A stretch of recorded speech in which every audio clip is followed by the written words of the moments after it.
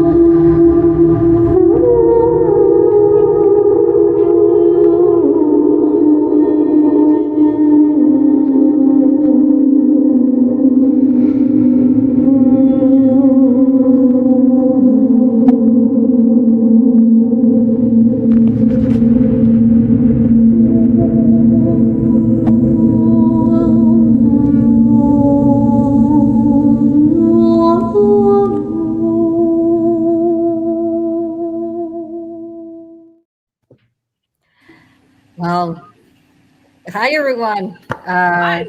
That was a cool Here intro. we are. That was fun. Yeah, that was amazing.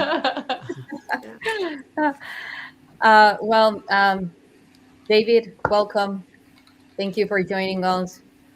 As you know, guys, I will be translating.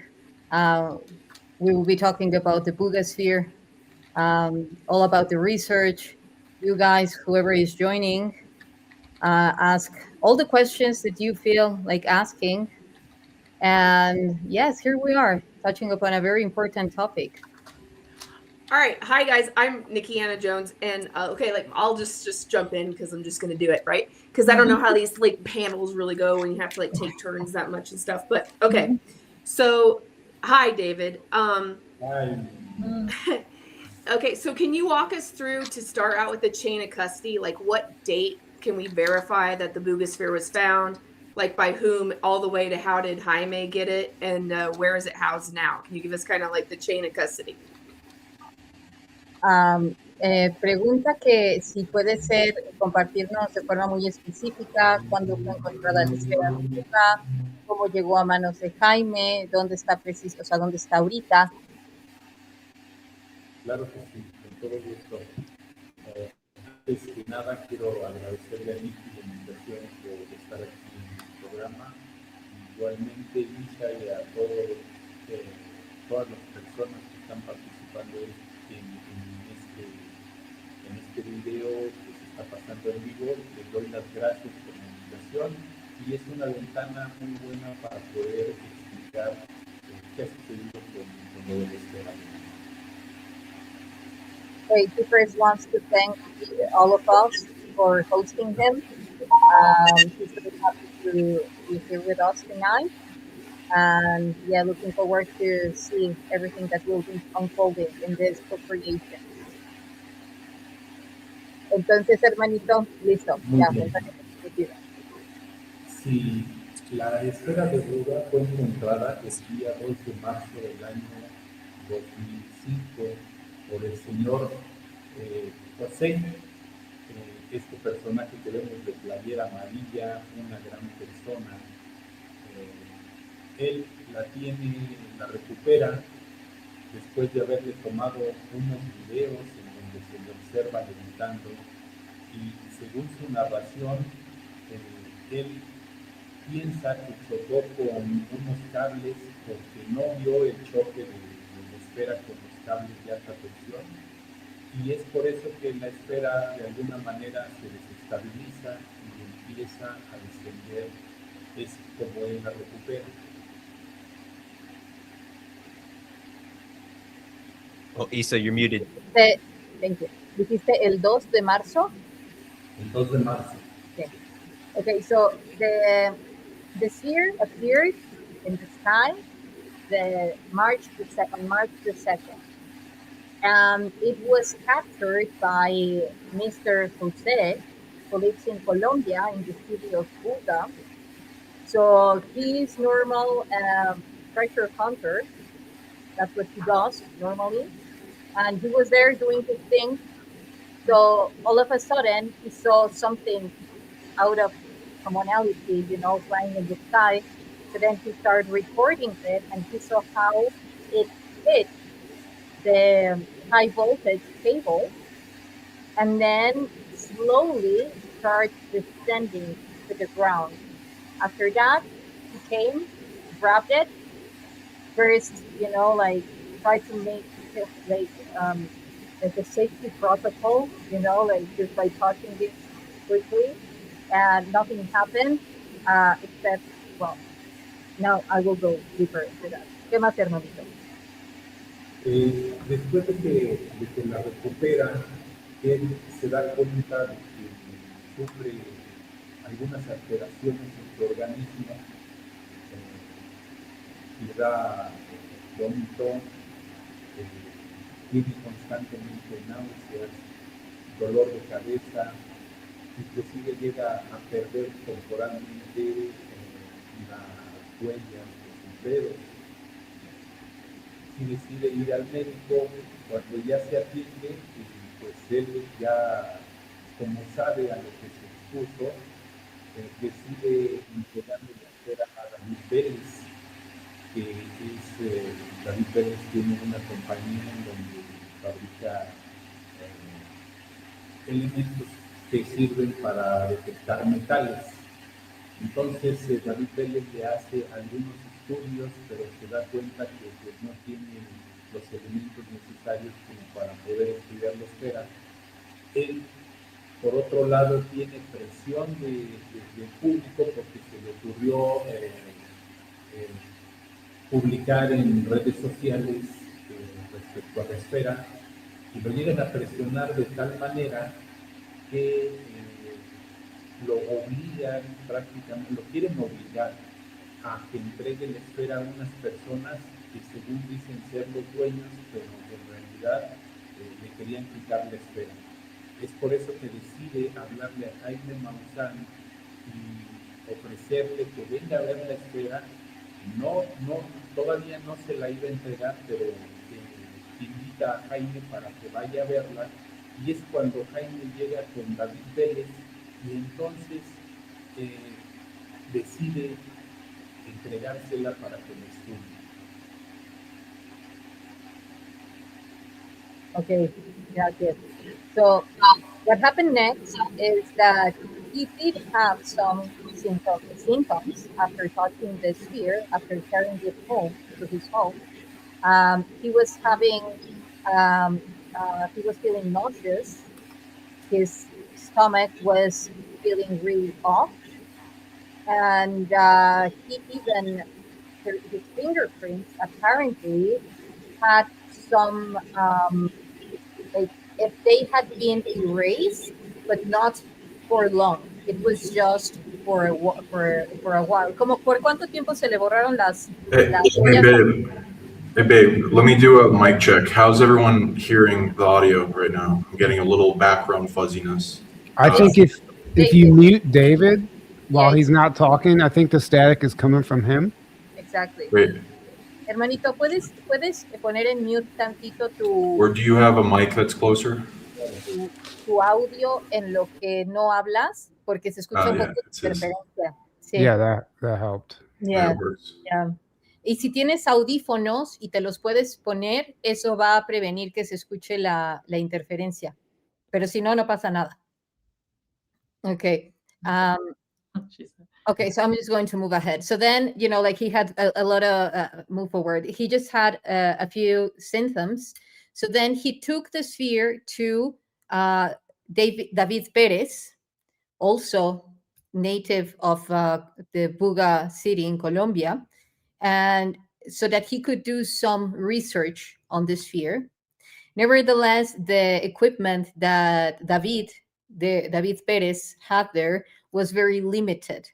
So he acknowledged that among all the pressure that he was having from the media, because the videos and the photos came out, so then they would call him nonstop, and he would even have calls from a group, a very specific group that would claim that they were the owners of the sphere, that they had reversed engineered it, And so then he said it's going to be safer elsewhere. So then he called in Jaime.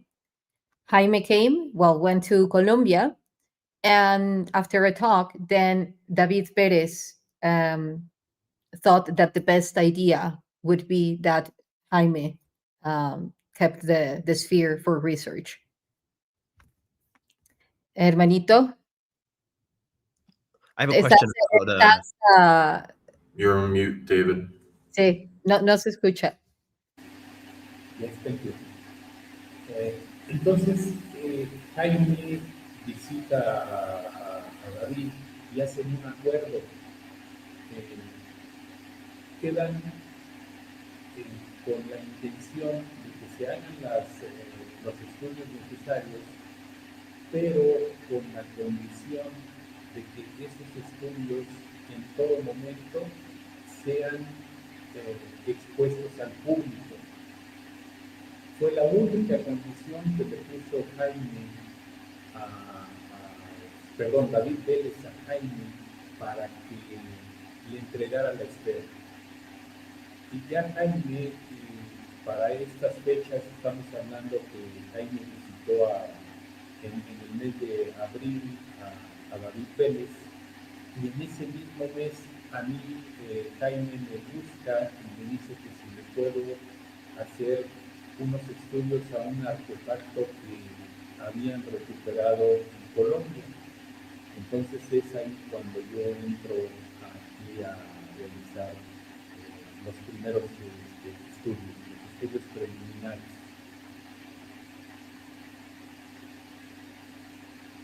You're on mute. ¿Puedes volver a poner tu micrófono en silencio, hermanito? Gracias. Okay, so then once Jaime is in Colombia, they agreed that he would be bringing again the sphere to Mexico under very specific conditions. The main one was that all of the research would be available publicly, because they have always had like this very specific purpose, which is bringing this to the people, all this disclosure forward. Jaime has been involved very much in ufologist topics. He's very famous in Latin America, and he has been in that like for 40 years. He's a journalist and a researcher. So that's why he got contacted by David Perez. So as soon as Jaime gets to Mexico, he contacts David, because David is an engineer who is specialized in metallurgy. So Jaime knew he was the guy for the job. And so then after that, David Avila started being very much immersed in the research. Bueno, yo le pregunto a Jaime qué tipo de artefacto, y ya me dice que tiene espera. Yo preparo el diseño del experimento, es decir, todas las pruebas que le tengo que hacer. Y esto pues es para mí algo hasta cierto punto normal en la industria que me desempeño. Trato de incluir todas las pruebas que se necesitan para poder determinar la tecnología con la que fue fabricada la esfera de BUGA. Adelante, hermanita. Sí. Okay, so then like the commitment, David's commitment to this research was to find a way that this sphere was created, as due to his vast knowledge on metallurgy, because he manufactures metal pieces for the cars. He has been in years for this.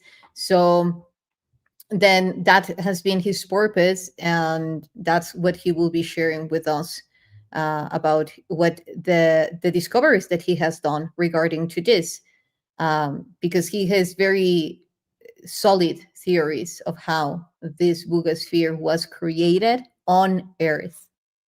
By whom? That's the question.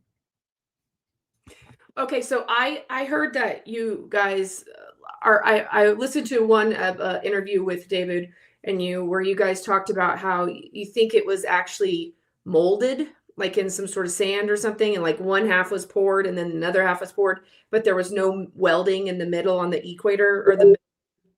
So how does he think that it actually is stabilized together? And is it like is it just aluminum? I know there's a couple other little metals in there, but is this a common thing that we use? Like, what's the metal breakdown? And then was it molded instead of hammered? Because yeah. And then how does he think that it's put together? Yeah, it was molded. I just, before asking David, because I just want to be precise on that. It's not that it doesn't have an equatorial line showing the welding. It's that it's not normally as when you put, like high temperature, like they do it now to put together two metals. Mm-hmm. It was used with another ancient technique, which is the wet sand that now David will be explaining. So again, what was your other question, Nikki? Oh, that it was like molded, almost like it was like instead of pounded from like a sheet metal. Yes, even poured, like the metal was poured like a liquid, like a liquid. How can they tell that? Silica too, right? I think that's one video said that was like a aluminum and silica blend. Silicium. It's aluminum, silicium. Yeah. Oh, okay. In another video. Okay. I was wondering. Manganesium. Yeah, but I will ask. So sure. It was pure. It was poured, and he knows why. And I don't want to be a party pooper, so let's David share it. Estás con. Okay, bueno, lo que preguntan es cómo sabes, cómo puedes distinguir que fue hecha bajo la técnica que dices, que es de la arena húmeda, y qué elementos de metal tiene. O sea, qué metales tiene. Sí. La composición. En cada proceso de manufactura tiene una huella digital, por decirlo de alguna forma. Uh-huh. Es decir, hay diferentes tipos de procesos por los cuales se puede obtener una esfera de este tipo. Uno de ellos pudiera ser a través de un molde de acero en donde se vacía lo que es el aluminio y se obtiene, se va a obtener una esfera perfecta porque esa inhibición prácticamente va a ser a presión. Entonces no va a dejar ningún poro en la superficie porque toda la presión que se ocupa para inyectar ese material va a salir a la superficie, todo gas. Y por ejemplo, la superficie de esa esfera bajo ese proceso de inducción a presión sale prácticamente limpia. Sin embargo, no es el caso de la esfera. La esfera presenta porosidad, que es polo norte, no el polo norte, sino más bien en la mitad de la esfera presenta porosidad y en la otra mitad presenta una menor porosidad. Esto nada más te lo comento desde el punto de vista apariencia y esa apariencia obviamente se relaciona con estos procesos que estoy mencionando. Por ejemplo, el proceso que deja este tipo de porosidad es el proceso de fundición en arena húmeda. que no se hace por presión. No todos los gases se expulsan del material y queda esa porosidad que les comento. Pero eso nada más es un aspecto visual. Ahora, el punto importante es realizar una metalografía en la superficie del aluminio. La realizó la UNAM y en base a esa metalografía se determinó científicamente que efectivamente la esfera se había fabricado por un proceso de fundición en arena húmeda en etapas. Okay. So what he's saying is that his mainly like, well, firstly, his theory is sustained because it was already there was a test doing by the metallurgy team in the National University of Mexico, and they agreed that it was created through a wet sand process. So what is the sand, the wet sand process? So as Nikki was saying, that we mentioned in the other video, it's like you get two molds, you put them together, yet that what it's going to create that the two layers come together is the pressure that the very same sand is generating. So of course you have the liquid metal, you have the molds, and then through the pressure that is impressed through imprinted through the wet sand, then that the welding in the equatorial line is going to be done. The thing is that, again, even another way to prove that it was through wet sand, which is different from other techniques that also use molds, because it could have been any other technique that uses molds, is that the porosity of the sphere, because it has a lot of porosity. So this means that the gases were taken through that very same process, and then leading to, hold on, hermanito, dices que entonces los gases se quitaron, ¿cierto? Mira, cuando se usa un proceso de inducción a presión, esa misma presión con la que se inyecta el aluminio en el molde hace que todos los gases salgan. Exactamente. Okay. Y te queda la superficie libre de poros. Okay, perfecto. So as I was saying, the pressure that is generated by all the sand, what happens is that the pressure that is in between all the components, among all the components of the sphere, is that those gases, are expelled. So then that generates precisely all that porosity. I have a question, if that's okay, or if he's going to say something. He can go ahead. Let him respond. ¿Ibas a decir algo, hermanito, o te pueden hacer otra pregunta? Sí, iba yo a comentar que en el caso del proceso de fundición en arena, podemos tener inclusiones en la superficie de la propia arena.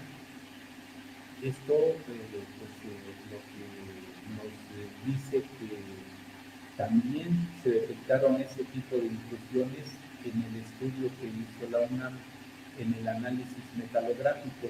Entonces aquí tenemos la prueba científica, que es este análisis metalográfico que se realiza, en donde determinan que incluso digamos que ambos hemisferios de la esfera no fueron fundidos ni hechos en el mismo tiempo. Hubo una diferencia de tiempo entre una y otra porque tuvieron diferente velocidad de enfriamiento. Aunado a esto, la prueba digamos, científica que nos dice eso es un análisis por XRF, por espectrometría de rayos X. Con esto nosotros determinamos que se presenta en la esfera, en lo que son las carcasas de la esfera, un fenómeno que se llama segregación. Este fenómeno se da cuando el enfriamiento es muy lento y entonces, en lugar de ser homogénea la composición química, tenemos concentraciones, por ejemplo, de níquel en determinadas zonas y en otras zonas no tenemos níquel. Entonces, tanto la prueba física que realizó la UNAM como el análisis de XRF que nosotros realizamos demuestran que se fundieron ambas carcasas en diferente tiempo y fueron por ese proceso. Okay, so what he says, gracias, hermanito. What he says is that he can tell, like, due to the way that he knows how metal is it's manipulated, and along with the tests that this university, like the National University of Mexico, applied to it, they got to not only the conclusion yet the results that both molds, like the upper and the lower one, were made at different time. Why? Because they had different cooling time, different cooling, not the procedure itself, yet the time that it took to cool down, it was different. So in one of them, there was even like this behavior of segregation with a very specific machine that is the spectrometer, that you can measure the light. Then they could see that that's one of the sides, or let's say one of the hemispheres had taken longer in in its cooling process. And also another way how they knew that the wet sand was the method used to create it is because there were also the presence of other type of shapes besides the interaction that the sand itself would be generating along with the mold. There were different, there was a different, it was again not only the porosity, yet was the presence of other particles like the sand itself has. When you bring just a bunch of sand, it will have other type of things. So that's another thing. And just that, guys, because I saw that someone said that wet sand process sounds really interesting. Yes, it is. And I know some fire goddess why you felt interested by it, because it's an Egyptian one. They used it in ancient Egypt. So, okay. So, Tyler, do you want to go ahead? Yeah. So, and these might be things that you guys already know, but I'm just curious. I haven't been following it. So obviously this thing was flying once, and now they're studying it and they're running all these tests. I'm just wondering if, for one, and this might be a silly question, but has anybody used like AI to try and translate the symbol and what's on it? I'm sure you have. But two, have you tried to reactivate it? Because a lot of these artifacts, through lore, are like voice activated or frequency activated. So I'm wondering if different frequencies have just been tested around it to see if there's a response. I got this translation if you want it read off in a bit. Go ahead. Yes, we're working on that, actually, on the translation of other codes that are present, not the ones that have already publicly been shared with the audience. And the one which is the one that Sean is talking about. There are other codes that we are exploring using AI, using other type of technologies.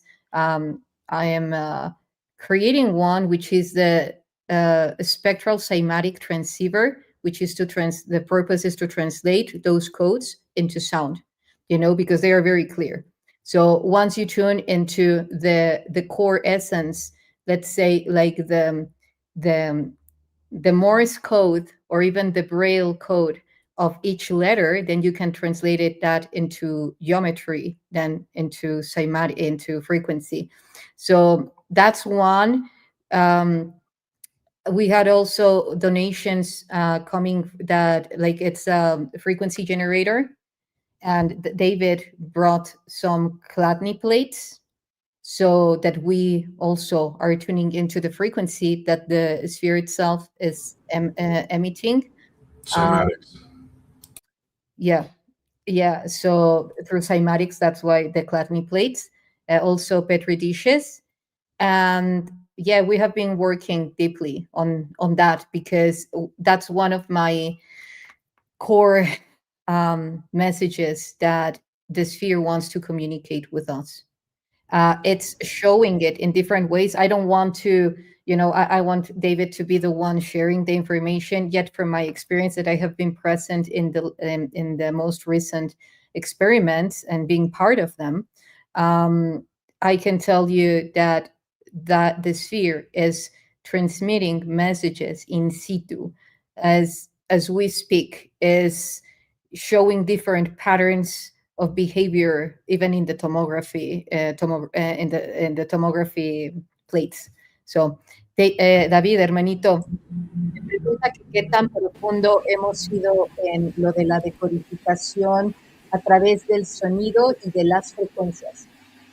Ahorita todavía no hablan de los códigos en sí, sino de la frecuencia y de los sonidos que le estimulan y demás.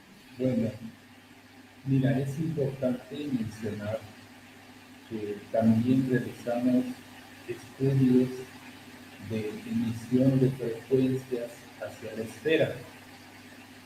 Estos estudios se hicieron en otra casa de estudios importante también aquí en México, que es el Instituto Politécnico Nacional. Estuvimos realizando esas emisiones en la esfera y tuvimos resultados importantes. La esfera responde con una emisión también de frecuencia, y responde a frecuencias como es la frecuencia del habla del ser humano. También responde a instrucciones de manejo, es decir, alguien que la está manejando externamente responde a ese tipo de frecuencias. Dice que la esfera da vueltas. Y bueno, en base a estos estudios que se realizaron, nosotros nos damos cuenta que es una parte muy importante en emitirle frecuencias para que de alguna manera pueda esta esfera captar esa energía, ese impulso que requiere inicialmente, quizás para poderla hacer levitar en ese tiempo. Okay, gracias, hermanito. Okay, so he's saying that previous to this, one of the first research that was done to the BUGA, well, it was taken to another national institute, the Polytechnic National Institute, in Mexico, and they brought a beautiful singer of chanting mantras to the sphere.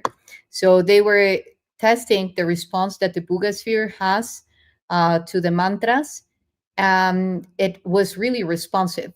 It was really responding to the frequencies. This is why they started relating it to a lot of the Vedic ancient culture, and that a lot. Moreover, the Dr. Agnese later on as well did the translation that is very much related to the Proto-Sanskrit. But I won't talk about this and in a bit. Just I will let also David bring the news on that.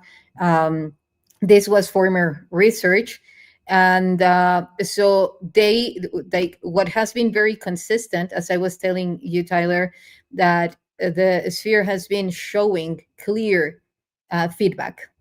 It's non-random. It's very much related. Like, for instance, in this image, I'm sinking to the sphere, and you can see how it is showing a thermal response to my touch in different parts of the sphere. And the sphere is so cold that my hands are not hot enough. Actually, I always have very cold hands, so my hands are not generating enough temperature to actually, bring that heat to the sphere. You can see that my temperature in the number red is 35, and the temperature of the BUGA sphere is going from 17 to 20 degrees. So it's going up and down as my chant goes on. And even at some point, one of the frequencies that they played, it was moving, like dancing with the frequencies that I created for it, especially. Not these ones, not the ones that I'm singing in this video, other ones. You just measure that in thermal photography? Like, is there any other, like in the actual gauge, is that how we're measuring that it's reacting to people's frequencies, or is there any other kind of activity that it's having? Well, with this, we are reading that it's having all type of activity in the inside, like even like a heartbeat. In the other video that Sean was showing before, where we are in the other lab, it is showing a variation in the patterns of what it at its core, and even a heart, like a heartbeat when it started spinning.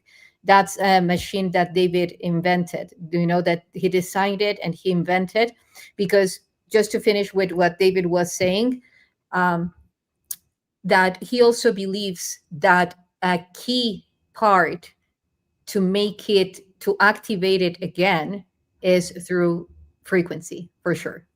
We are all on that page. Yes. I think this is really interesting, the frequency thing. So I love how you're measuring how it's responding to you and your frequency. Have you guys done any testing? I know there was mention about people who were around it were having dreams. Has any of that been documented as far as like dreams, heart rate, brain activity? Have you looked at humans and done any measures in how their bodies are responding and reacting in the presence of it? That's a beautiful question. Let me, David, answer it for you. Can I piggyback on that question too? Because my question was basically the same thing, but also touching it with what he was saying in the beginning about the man who found it and fingerprints and the physical symptoms. Like, have there been physical symptoms as intense as that first one? And if not, why does he think there hasn't been? And then also, like what Amanda's saying too, has there been other measurable or anecdotal experiences like that? Yeah, sure. I will ask him. And just that guys, because there is a constant measurement in the radiation that the sphere emits to verify that there is no radiation that could cause harm or injuries to anyone. So, and the guy that found it is now alive and happy and received many upgrades. Now he can write a book about that. So, hermanito, me dicen que si, es una pregunta muy interesante, que si así como se ha medido a la esfera con la interacción de las personas, que si se ha medido el resultado que la persona muestra ante la interacción con la esfera.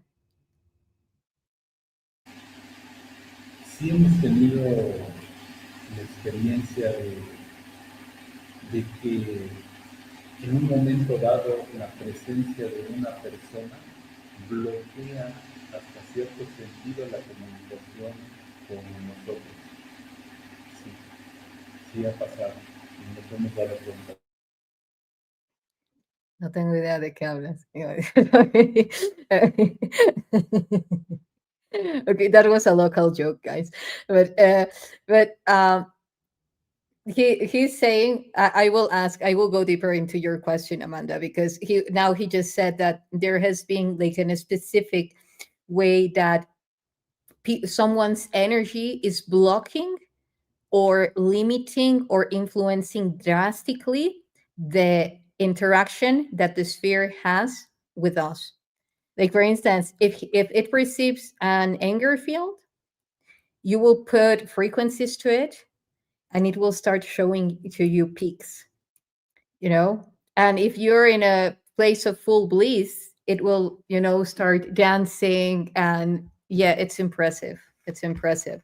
Whether if it's local or non-local, what do you mean by dancing? What do you mean by dancing? Like, for instance, when they played my frequencies, instead of doing waves like this, the waves were doing this. I had never seen waves like that, not in my experience, you know, but they were going like this, like, and in the very same rhythm of my chant. So, pero hermanito, lo que me preguntan es, por ejemplo, si teniendo la esfera enfrente y se le han puesto los electrodos a una persona mientras medita con ella para ver lo que sucede. No, eso no lo hemos hecho, solamente nos hemos dado cuenta, por ejemplo, cuando estamos dividiendo la emisión de frecuencia de la esfera, está respondiendo, en este caso, a un mantra específico. Llega una persona que no está acorde a esa frecuencia y la esfera deja de responder. Y esto lo probamos varias veces, no fue nada más una vez, sino que se ha repetido el fenómeno, por así decirlo. Pero no hemos conectado a nadie con electrodos hacia la esfera. Y se encontró que después de haber... Okay, so he says that there haven't been tests like that, like the one that you were asking about, Amanda. That's a very good one. We will definitely do that. Yeah. And then, like, the fact that it really, like, its interaction, its feedback is very proportional to the surrounding. If it feels comfortable, it will respond and give feedback. It doesn't feel comfortable, if there is a low frequency or a distortion in the field, it won't communicate. And there haven't been any other cases, JC, that would be, you know, of health, like a red flag in health. So why does he think it did that to him? Was it a vibrational mismatch thing, or was it more of a discharge? And I know we've talked about this a little more behind the scenes, but for the viewers and to hear it from David, what is his opinion on that? Oye, hermanito, me pregunta que si por el tema de lo que le pasó a este José, que si tú a qué se lo atribuyes, que le haya pasado lo de las náuseas y lo de las huellas digitales. Estos síntomas son característicos cuando el cuerpo humano está expuesto a emisiones de radioactividad o de energía electromagnética. Inclusive, mira, estamos viendo ahí en el video el lugar en donde colocó José la esfera en la que guardaba sus instrumentos con los que andaba buscando tesoros, y vemos que todo el pasto ahí quedó quemado. Esto nos indica que la esfera en ese momento todavía estaba emitiendo energía electromagnética o posiblemente energía nuclear. Ahora bien, esto también lo podemos comprobar con esa pérdida de peso, con esa ganancia de peso que fue teniendo a través del tiempo. Primero, don José le estimó que pesaba unos 2 kilos. Después, cuando se le entregan a David Vélez, checa el peso y este da 6.8 kilos. Y posteriormente el peso se incrementa a 9 y cuando llega a nuestras manos ya pesa 10.130 kilogramos, es decir, que fue perdiendo esa energía que la hacía levitar y al ya no contar con esa energía, pues vamos registrando ese efecto en la ganancia de peso. Okay, so what he's saying is that what he thinks is that due to those symptoms are consistent to radioactivity, being present in radioactivity, or due to the high energy density in the electromagnetic field of the sphere itself. When he captured the sphere, it weighed 3 kilos. After, when Jaime received it, it was weighing 6 kilos. And then when it arrived to Mexico, 9. And then when David joined the research group for the first time, it was already, its weight was 10.130 kilo. So that energy that was at some moment creating, it's not anymore. It's active, but not that active in order to be creating, like radioactivity or something or else, and it's like the same with the spaceships, JC, like there are spaceships that have been found here in Mexico that are, like a little bit like really veiled by the very same people that live there.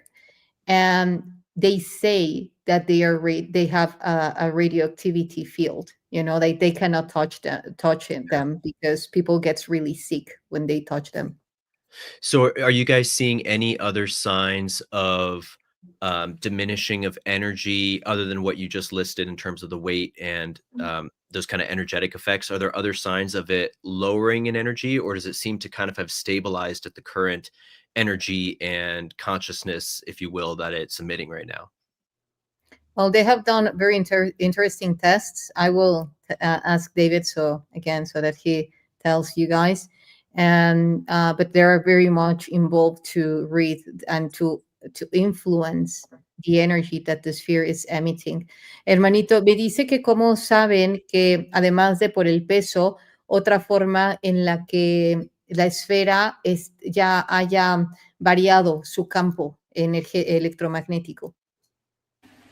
Cuando nosotros empezamos a estudiar la esfera geométrica, lo primero, por protocolo, lo primero que hago es asegurarme de que no tengamos emisiones de energía nuclear ni energía electromagnética. Entonces, hicimos con el equipo necesario, nos dimos cuenta que ya no emitía energía electromagnética. Y tampoco emitía, la energía nuclear que emite es una energía nuclear normal que emite la mayoría de los objetos aquí en la Tierra. Entonces, no es una energía nuclear alta que ponga en peligro la salud del ser humano. Okay, so like what I was telling you guys, that they measure every time that there is going to be an experiment performed, they do the measurement on the radioactivity field that the sphere is emitting. And right now there is, but it's as normal as any other electronic device. Perhaps even the cell phone has more radioactivity. I don't know. He didn't say that, but like the same as a electrically or battery charged electronic device, not necessarily like an inert, like a phone that would be powered on versus a phone powered off, right? Like it's still giving off an energy, like it's having a power source, is what you're saying? Almost like a circuit board, the way I see it. Yeah, no, and I was just talking about the terms of the radioactivity that it is emitting. It's very low, like any other electronic device, you know, that's what it's emitting. But yeah, so do you want to go to ask another question? The variable weight is really interesting because like 3 kilograms to 10.13 is a huge difference. So what, like, and also when I see the video of it flying in BUGA, that looks like bigger to me than the basketball thing that you guys have in the lab. So it's weird to me that it's actually weighing more now when it looked to me like it was bigger. Like, you know, and then also they have it, like you guys have it on that device where it's spinning. Are you weighing it? Is it losing weight during like some sort of centrifugal force physics thing? Or is it just like, what are the conditions that its weight is being this variable? Well, the thing is that it starts creating energy. So then it reached all the way until 2,100 volts. So it was creating its own energy. So then it started losing weight. It lost 2.6 kilo in 20 minutes. And that was David's purpose, to see what happens when it starts spinning, you know. So it showed that it is active, you know, it's generating its own field, you know. And the device was created like with the very specific purpose that as soon as it starts losing weight, it will stop, you know, like the spin, the machine itself would stop to create to start again, you know, like another measurement of its behavior. Hermanito, me dice que se le hace muy interesante lo del peso, que que bueno, o sea, ¿a ti cómo te vino la idea de crear esta máquina y cómo el hecho de estar girando la puede hacer perder peso? Ya le mencioné un poco de lo de crear su propia energía, pero bueno, ahí vas tú. Qué interesante pregunta, Miki. Es una pregunta muy importante, sobre todo porque, mira,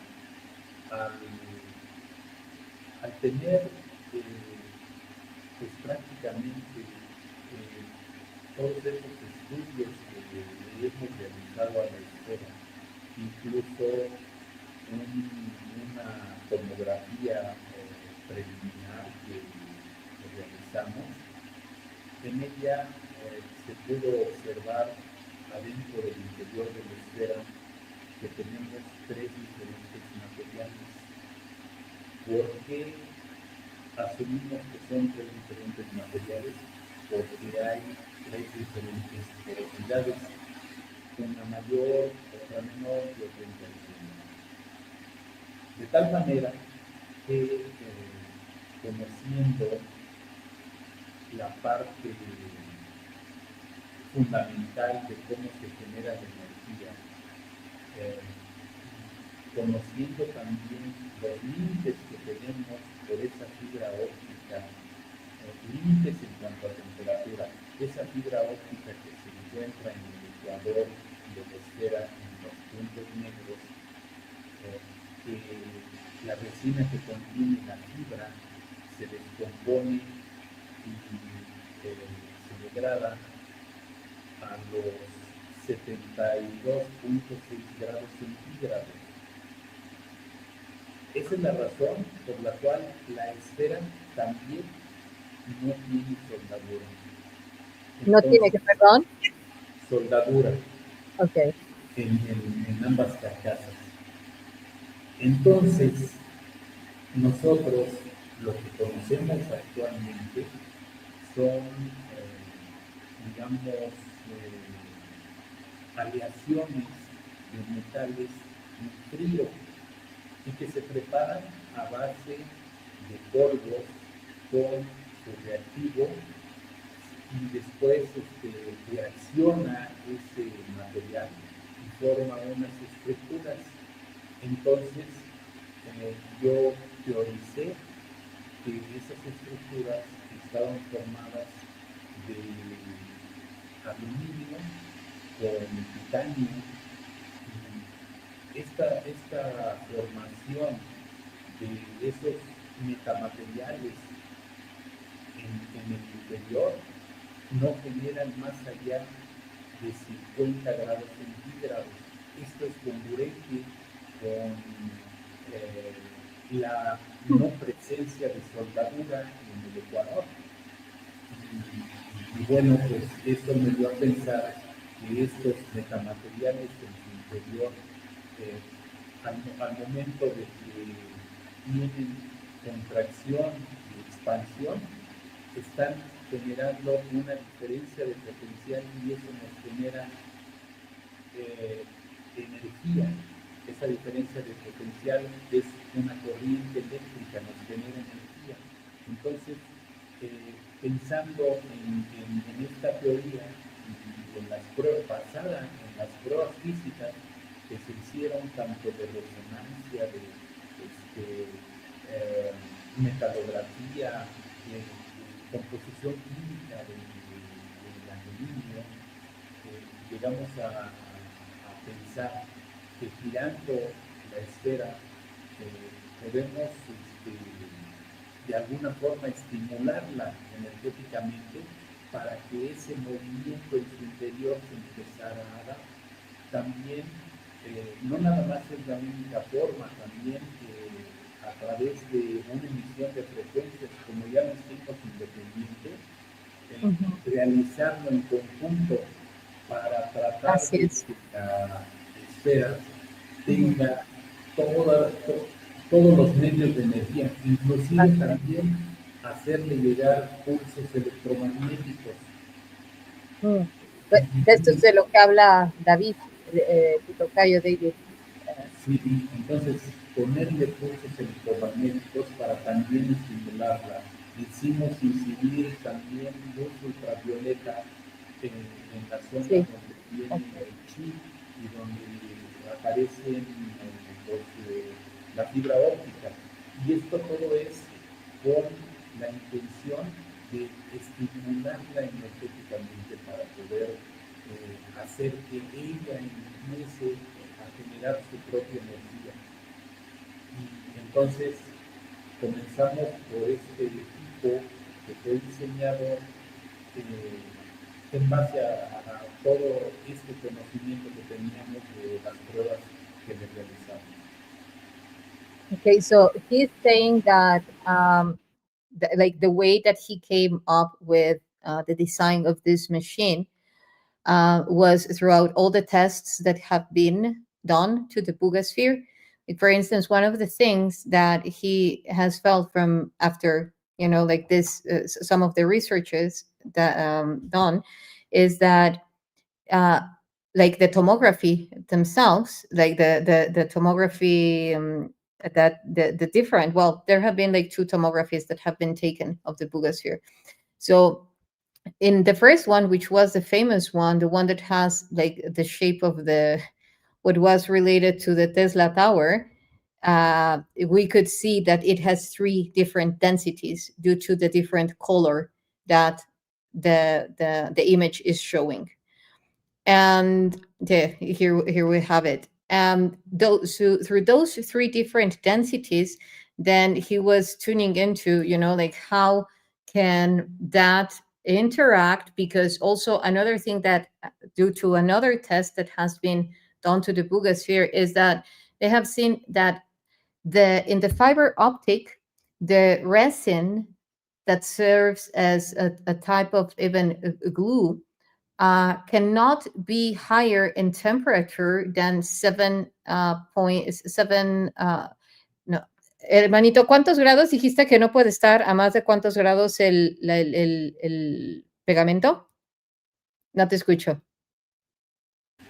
A más de 72.6 grados. Oh, yeah, yeah, it was again there. So no more than 72.8 Celsius.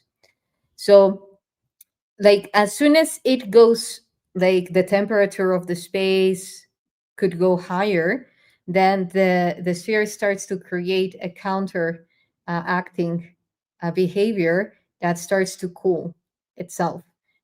So then that, along with what materials could have been used in the interior that can respond actually to that spin, he was tuning into the type of metamaterials, like for instance, when you put aluminum and titanium together, that they have very low temperature that is very much connected to the fact that the sphere itself needs to be preserved in low temperature.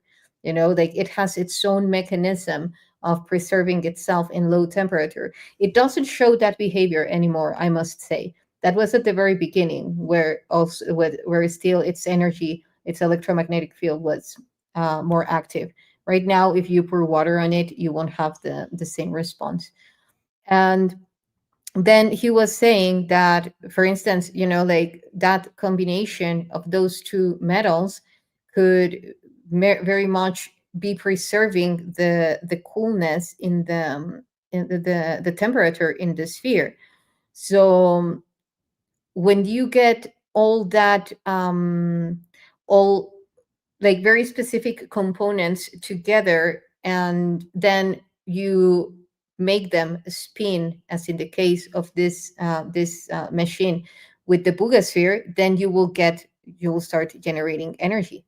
It's the way that they interact with one another. Hermanito, ¿me podrías volver a decir, por favor, la parte de la producción de energía? ¿Cómo sentiste que estaría produciendo energía a través del spin? Sí. Teorizando en esos tres diferentes materiales, metamateriales que hay en el exterior, sabemos que si tenemos una contracción y una expansión en esos tres materiales, nos va a generar una diferencia de potencial. Y esa diferencia de potencial es energía. Y uno de estos materiales funciona como generador de energía, otro funciona como regulador de energía y el tercero como un acumulador. Entonces sabemos que la esfera es un objeto hasta cierto punto independiente, porque no vemos la manera de que pueda levitar, pueda perder peso sin generar energía. Forzosamente requiere energía para poder volar o para poder levitar. Como el ser humano. Sí. Yeah, I was saying, because I remember someone once asked me, it's related to what David was saying now, why did I think that the BUGA sphere had lost weight, gained weight? And I was saying, it's like a human; it needs to generate energy in order to be at its perfect shape. And now David was just saying that, like something needs to generate energy, like to be losing weight. Of course, it's more complex than that, but speaking of reverse engineering, everything like a reflection of our biology. But anyway, so what he was saying is that those three densities that are shown in that tomography scan is that each one, like what David and I couldn't agree more, is that one of those densities is the generator of energy. The other one is the one that is containing the energy, and the other one is regulating the energy. So in between them, they are interacting with one another, and therefore creating two different forces that, once they are stimulated, they create a different the difference of potential, or the potential difference that creates energy. I have a question before I have to leave really quick. And sorry if I interrupted somebody. You know how you hook up electrodes to a plant, to a speaker, and it sings? Have you tried to see if this speaks to you in that way? We got one, and we're gonna do it. I brought one with it. Oh, so you are trying that? Okay. Yeah, we haven't tried it yet. We haven't tried it yet. We were adjusting the Chladni plates because they were too thick. So if the emission is not strong enough, if the plates are too thick, then it won't be generating any cymatics. So, well, that for the frequency generator. And for the electrodes that you said, yes, we plugged it. Well, actually, I didn't, but Tom Ebeling, who was also present in the recent tests, put the electrodes in a very specific way with an amplifier, it's a speaker, and then it was a lot of putting to the Bugasphere frequencies and see, like how it would be, the frequencies that it would be generating.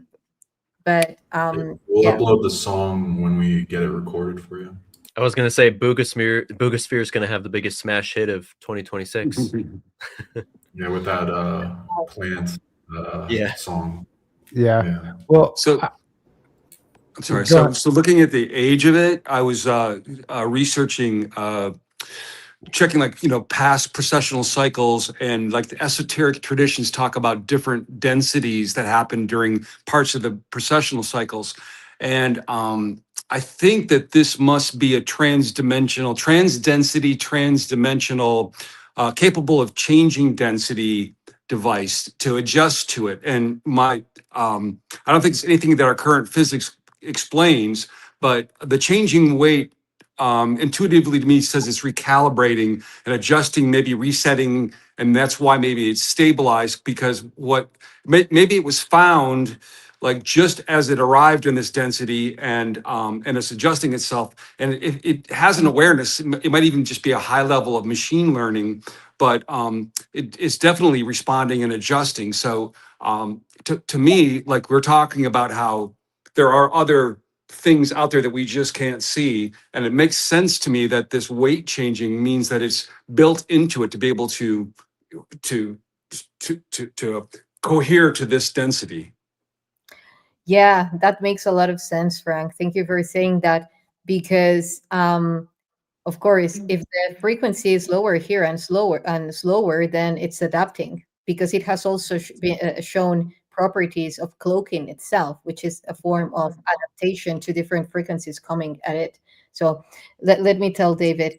Me dice, estaba diciendo Frank, bueno, y también algo que preguntó Tyler, es que si habíamos usado los electrodos para medir la frecuencia de las plantas, y le dije que es de los aparatos que llevé para medir y que ya estuvimos como experimentando con esos.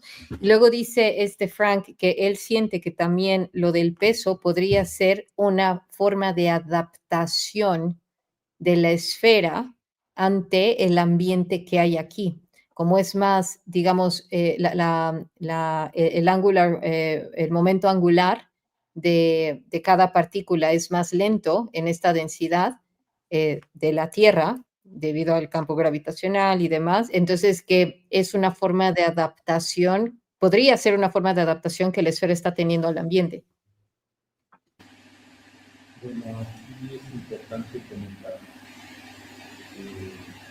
de acuerdo a todos los análisis que hemos realizado en la esfera, apuntan a que el 99.99%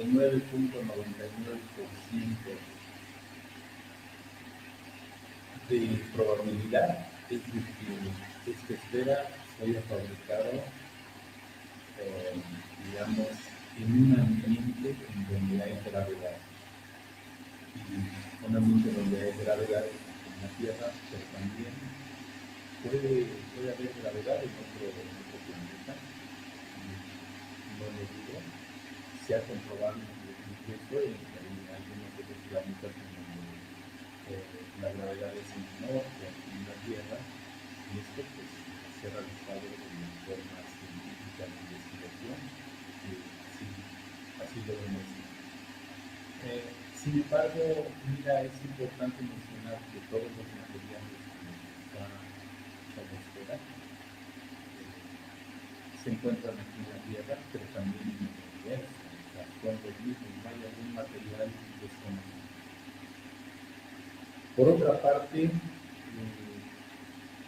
ya se comprobó científicamente esta esfera fue fabricada por el proceso de fundición en arena única en metales. Y es un proceso que requiere, este proceso requiere gravedad. Si no, no pudiéramos realizar el vaciado del aluminio. La densidad de lo que hay en el interior de la esfera son metamateriales porosos, y esto lo comprobamos también al digitalizar la esfera, sacar el volumen y de ahí poder calcular la densidad. La densidad de esta esfera, si nosotros tuviéramos puro aluminio, su peso sería de 32 kilos. Y la esfera, como está ahorita, pesa 10.13 kilos.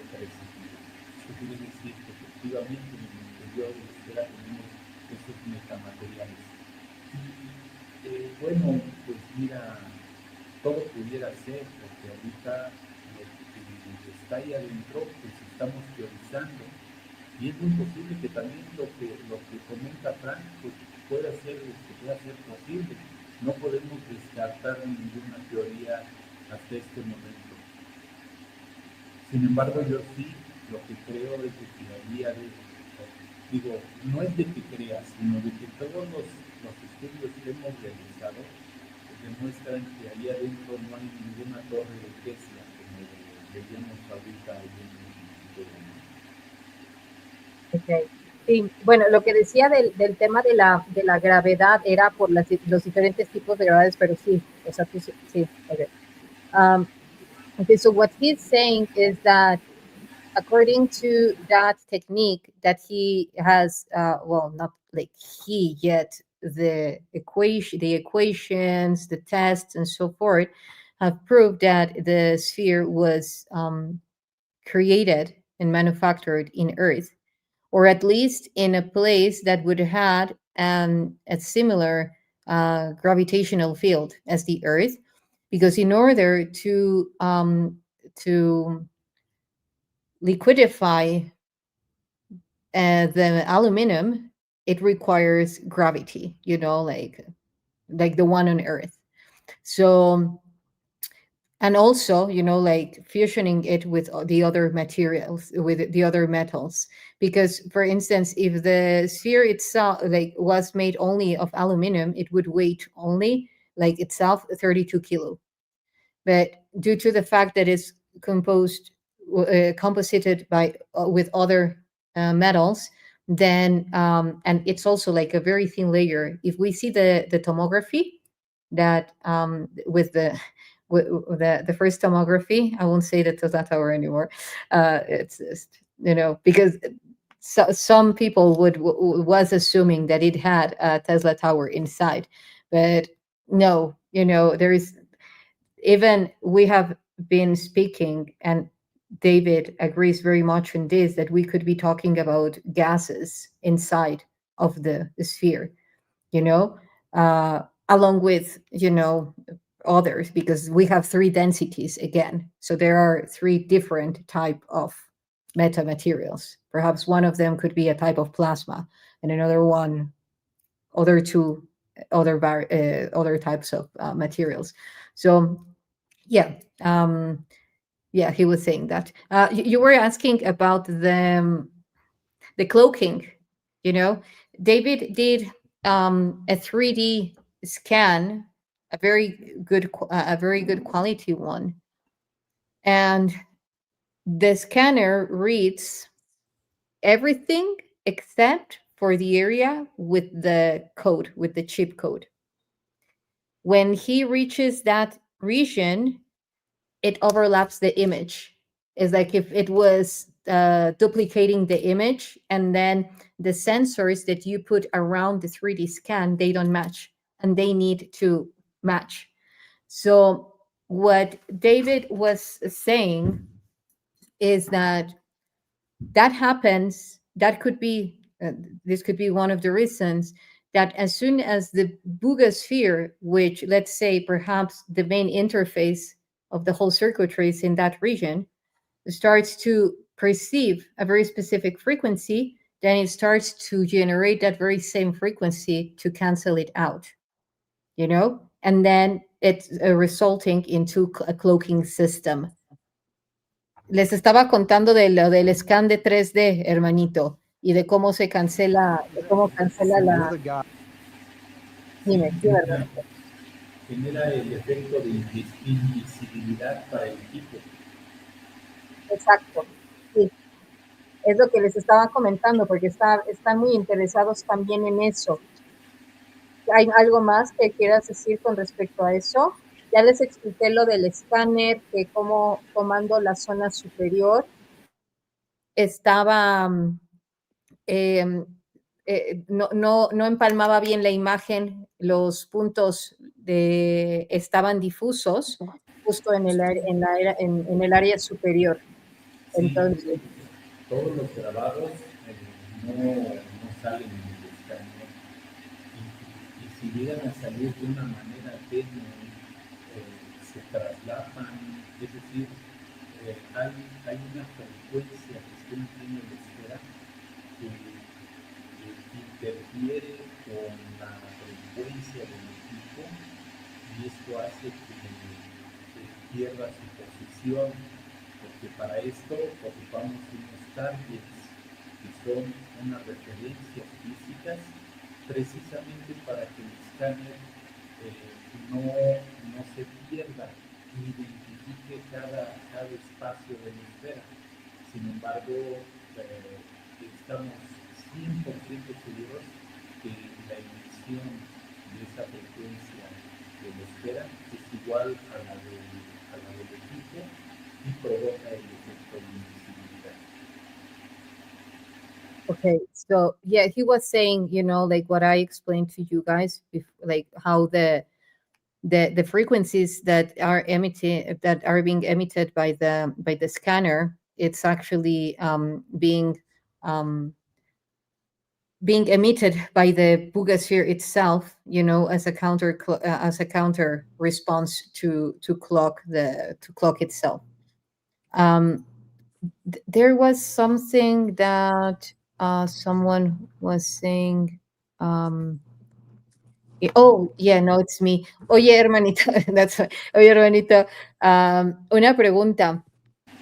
¿Las huellas del señor todavía están quemadas? O sea, bueno, ¿todavía están desaparecidas o ya le volvieron o cómo fue? No, la recuperó por ahí en los 3 días. Él se dio cuenta porque quería marcar por teléfono y pensó que su teléfono se le había descompuesto. Okay. Entonces agarró otro teléfono y fue lo mismo. Y después se dio a las manos y vio que no tenía las huellas digitales y las recuperó como al tercer día. Ok, pero no sintió él algo como que se le hubiera quemado. No, él no sintió quemadura ni nada, sino simplemente él quería marcar por teléfono y obviamente su huella para abrir el teléfono pues no la tenía. Okay, so I was just asking this on behalf of JC because I think you asked that last time when we were, you know, like when we had our gathering about the fingerprints, right? And the thing is that because I have seen right now even the video, you know, like it burned his fingerprints. No, like they just went missing for 3 days, and then they came. He got them back. So perhaps it was of, you know, like due to the electromagnetic field, like the high electromagnetic field, you know, the sphere was reacting in a very specific form regarding to cold. So I don't know, you know, it's like, but they weren't bored. It didn't hurt. Like he was not like, oh, my fingerprints, you know, like he found out because days after finding the BUGA sphere, he was trying to use his cell phone to write something, and not even days after, because that makes no sense. His fingerprint wasn't working on the cell phone, like to open up his phone. Yeah, But I interesting. think that was immediately, because it would even be weirder if it was 3 days after, because I'm quite sure that he was using his cell phone even after, Well, that's even stranger that it wouldn't work at first and then they came back and it was all normal again.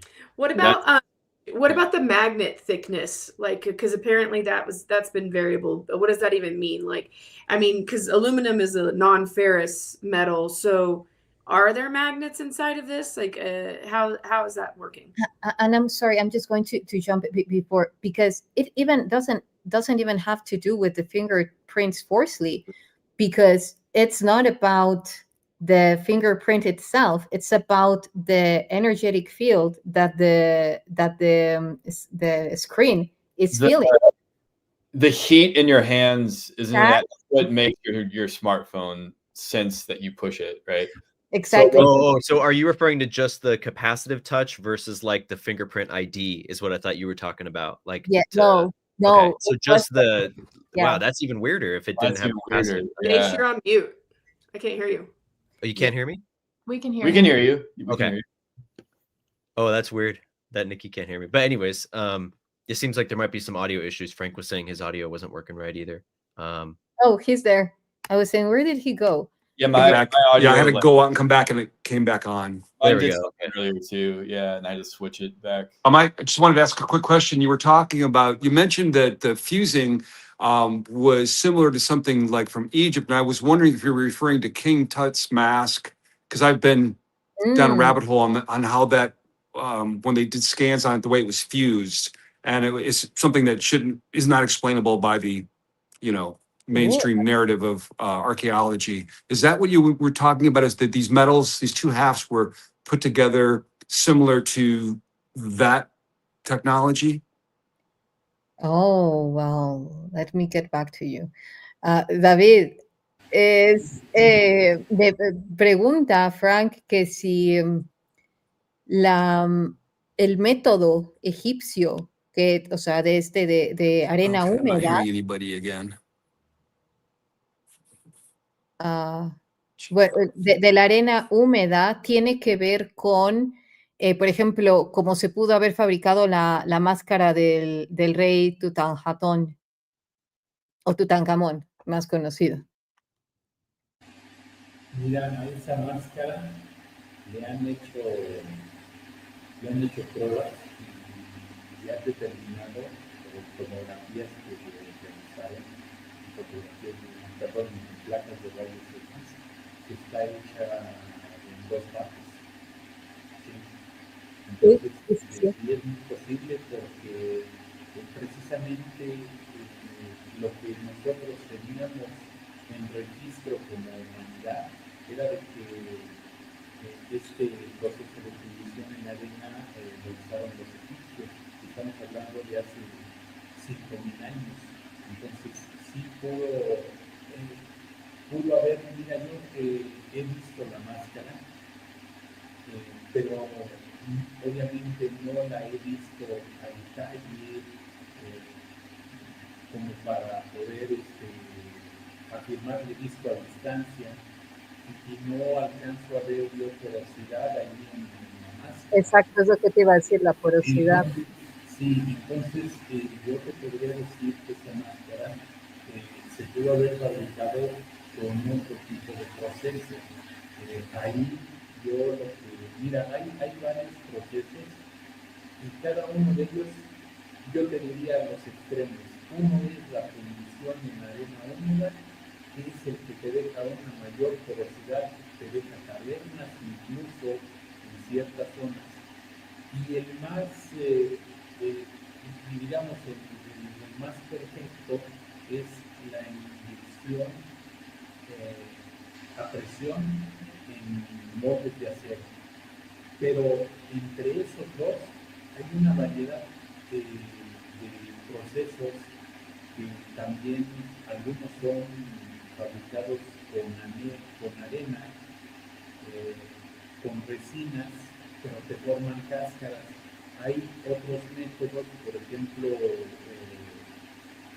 la fundición a la cera perdida, Yo creo que esa máscara muy posiblemente fue hecha con una inyección a la cera térmica. Porque te da Con una inyección, que perdón, con una inyección, ¿qué? discúlpame, no te escuché. Yo tampoco. ¿Con una inyección, qué? Con inyección a presión en moldes de acero. ¿Sí? Okay. Digamos que esa es la condición perfecta que podemos tener aquí en la Tierra. Ahora, entre, entre esos dos procesos, en de fundición en arena y en de inyección a presión, hay otros procesos de fundición. Uno se le llama proceso de fundición por cáscaras de arena que son fabricadas con algún aglutinante y son sólidos. Otro proceso es el vaciado, nada más por gravedad en molde de acero. Pero también tenemos otro proceso que fue muy posiblemente el que utilizaron para fundirla y para trabajar la máscara de Tutankamón, y debió haber sido un proceso de fundición a la cera perdida. Y también pudo haber sido ese proceso. ¿Fundición a qué? Pero aquí lo interesante No, pero... a la cera, cera de sí. como si fuera cera de Campeche, a la cera perdida. A la cera perdida. Ajá, así es. Okay. Pero aquí lo interesante es la unión de estas dos partes de la máscara de Tutankamón. También es un digamos, un misterio. Gracias, hermanito. Frank is saying that that's a very interesting question. And the thing is that due to, like, he has seen physically the mask, perhaps not too closely, yet from that distance, he wouldn't perceive any type of porosity. It was like perfectly, polished. So perhaps he would attribute it to another process. That one option would involve the steel molds, molds made of steel.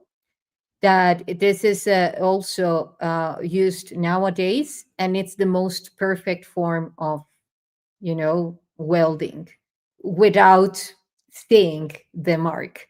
And another one would be of well, that one is in the name is pression injection.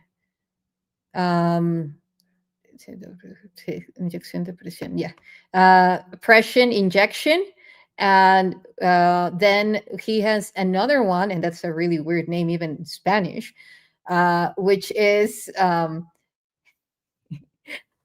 la cera perdida, which is somehow of like a lost metal. But even a la cera is like, a la cera viene de el acero, sería, ¿no? No, de la cera, de la parafina. Oh, de parafina, like wax, like lost wax, which is also like kind of interesting name, but yeah, like, y de ahí los moldes serían de cera. Son de arena sílica. Primero se rellenan de cera y después se vacía digamos, el metal sobre la cera y la cera pierde su volumen y va siendo rellenada por el metal. Okay, so that one involves also sand, and the sand starts losing its weight, and then then another whole process. But I mean, do you want to know the special details, guys? I can tell you, but I don't know if anyone wants to ask another question. I'd like to know about the fiber optics and how they figure their fiber optics and, Okay. So the fiber optics are in two of the black spots that are in the equator of the sphere. Not all the holes are fiber optic, just two of them. And those two holes are connecting the whole equator. It's not like they are just, like randomly embedded in the sphere. They are in all the circumference of the equator. And okay, so David, David, están preguntando de la fibra óptica. Sí. Me gustaría mucho saber acerca de la fibra óptica. Bien. Aquí, cuando yo analicé esos puntos negros que se encontraban o que se encuentran en el Ecuador, me di cuenta que no correspondían a un metal. Entonces, enfocamos las siguientes pruebas a determinar qué tipo de resina era la que había ahí. Yo estaba seguro que se trataba de una resina porque luego hecho pruebas con el espectro XRF y no había tenido alguna respuesta. Entonces, todo indicaba que ahí había un polímero. Entonces, ya se le pidió en forma específica a la UNAM que le hiciera un estudio a este polímero y resultó que ese polímero encapsulaba lo que es el dióxido de silicio, y es, digamos, propiamente la fibra óptica. Esta fibra óptica tiene una gran cantidad de aplicaciones actualmente en la industria. Sin embargo, en uno de estos puntos donde se detectó, se hizo un conteo de 52 diferentes tamaños de fibra óptica, pero estamos hablando de microfibra óptica, es decir, son fibras más delgadas que un cabello. Estamos hablando de medidas nanométricas. Okay. Well, what he's saying is that this type of fiber optic is very much used nowadays. It's a very fine type of fiber optic. How they came to find it is that when David was doing like one of the tests, he could see that in the equator there was this type of particle that he like, because he was using a scanner and it won't detect that part. So then he was saying, okay, so the only reason why it wouldn't detect it, it's because there must be like an organic material. So then he said it must be a polymer, an organic polymer. So then they scrapped a little bit. They took a little like sample from it. And then, as you know, part of it was taken to the Georgia laboratory here. Well, the university in Georgia, not here, like if I'm in the United States, in the United States. And carbon-14 was used to date it, and it was 12,560 years old. And so when they say that was the resin they dated, it was in the fiber optic cable? Interesting. Exactly. And another thing is that there are 52 different types of fiber optic there. So that's a lot of variety. And each one of them is like 1 hair thick. So It's again technology that is being used nowadays. Nevertheless, it's very high technology.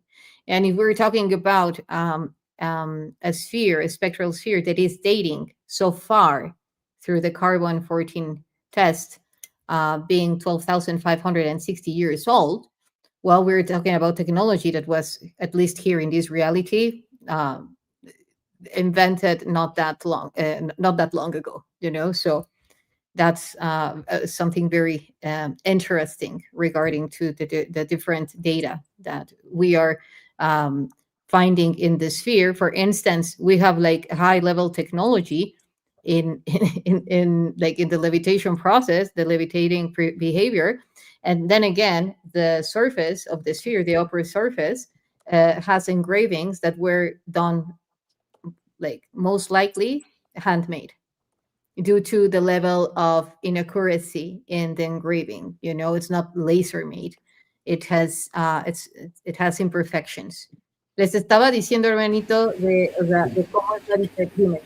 Dime. Sí, mira, también es importante comentar que el hecho de que tenga fibra óptica y que en la parte superior de la esfera, es decir, en el hemisferio norte, tengamos lo que parece ser un chip electrónico, cobra mucho sentido. Cobra extremadamente sentido el hecho de encontrar la fibra ahí. Porque la fibra óptica es el medio por el cual pasan los fotones de luz, es la luz la que pasa. Así es. De tal manera que esa luz después pasa por un transceptor, que es el que la cambia de fotón a señal eléctrica. Y luego esa señal eléctrica debe ser transmitida hacia algún lugar. También nos dimos cuenta que la esfera está transmitiendo radiofrecuencia, en una radiofrecuencia muy específica. Entonces, sabemos con esto que la esfera es un artefacto que está sensando todo lo que se pueda imaginar con esa gran cantidad de, yo le llamaría, ojos que tiene la esfera. Y me refiero a los puntos en donde hay fibra óptica, porque a través de la fibra óptica pueden estar haciendo incluso análisis químico del suelo, de composición de todo lo que tenemos aquí en la Tierra, aparte de que sirve para monitorear condiciones atmosféricas, monitorear inclusive terremotos, temblores de tierra, movimientos telúricos, ¿verdad? Y bueno, tiene mucho sentido encontrar todos estos elementos, porque sabemos que del otro lado hay alguien que la controla, hay alguien que la maneja, y hay alguien que está recibiendo todas esas señales que está mandando la esfera. De tal forma que también teorizamos que hay una inteligencia artificial del otro lado que está convirtiendo todas esas señales eléctricas, pero ahora en fotones, y quizás nos están viendo en una pantalla en video, o nos están viendo en fotografía, o nos están analizando cómo está el ser humano. Te aseguro que nos tienen analizados por completo. Así como también la atmósfera, todo lo que tenemos aquí en el planeta Tierra. Okay, just that you know, guys, that's a Van der Graaf test. Before translating what David is saying, that what you see in the video is the Van der Graaf tower, and that is using mainly electrostatic field, showing how the sphere at this moment was being related to, like, the Rodolfo Garrido, who's there, was saying that it was levitating through a very specific, like, through an explanation based on an electrostatic field. Nevertheless, if we take into consideration what also David was saying, when we have fiber optic, then we're talking about electromagnetic field forcefully. Why? Because the fiber optic as eyes is receiving photons and emitting photons. And then once they receive photons, it's very much consistent that it has like a quantum circuitry, perhaps quantum computing circuitry, that brings in the photons, translate them into electric signals, and then start reading the field, communicating with the field with an external force, which would be a non-localized force from what we see, from what we are connecting and interacting directly with. So as the very same way as the photons are received and transduced into electric signals, then the electric signals are transduced into photons, and then and then bringing in, let's say, like a holographic projection, perhaps, into that space from where they are looking at us. Like that source that created the sphere, it would have been, like interacting in that way, through the emissions that the photonic emission that the very same fiber optic is projecting all the way through that nexus. So this is something that I also want to say. Like, for instance, people was claiming that this is reverse engineered. Yeah, there are many spheres that are reverse engineered from ET technology. Like, I think almost every government has, or like specific like groups. The thing is that the way, like, they would have been, it would just have been captured and deactivated. That's it. Okay, have fun, entertain yourselves with this, researching it. But the fact that it's still active, that it's giving continuous signaling, different, very elevated and eloquent messages that are in perfect synchronization to what's happening around the field. So it's not just a data that was programmed and it's automatically giving a specific algorithms of behavior. No, it's constantly responding to what is specifically around the field. And the fact that people is having visions with it, receiving messages. I myself have had super powerful meditations with other things that at some point after the next researches we will be officially disclosing. But yeah, les estaba diciendo, hermanito, que también algo muy importante es que aunque esta esfera, o sea, como dice, ¿no? Que mucha gente dice que es ingeniería inversa, o sea, que estas ya existen. Lo que les estaba diciendo es que normalmente si ese fuera el propósito, pues ya lo hubieran desactivado y ya está. Pues ¿para qué van a querer seguir teniéndola activa y que esté leyendo como si aquí estuvieran, ya sabes, como investigando algo de acá de México? Pues no, o sea, me explico, y más por el lugar en el que está. Entonces la tienen activa por alguna razón que va más allá de la lógica de lo que sería que perteneciera a alguien de aquí de la Tierra y que fuera ingeniería. Sí, tienes toda la razón aquí. Yo te podría dar mi punto de vista al respecto. Lo que sí te puedo decir es que esa esfera, yo creo que no se dañó con ese posible choque eléctrico que tuvo con los cables, ¿no? Exactamente. ¿Por qué? Porque estoy viendo cómo funciona, ya comprobé que efectivamente adentro la esfera puede generar su propia energía, que aunque ha perdido peso de manera instantánea, yo pienso que esa esfera nos la dejaron deliberadamente aquí en la Tierra. No podría estar más de acuerdo, hermanito. Yeah, he's saying that he also feels, remember that you guys were asking about for the ones that were not present in our talk, but you were asking about why they think that once it hit the high voltage cable, it came down. And one of the theories that they were giving, according to classic physics, was that the electric arc that was generated in between the interaction of the BUGA sphere and the high voltage cable, it created like a collapse in the BUGA sphere system, and then it fall down, making it fall down.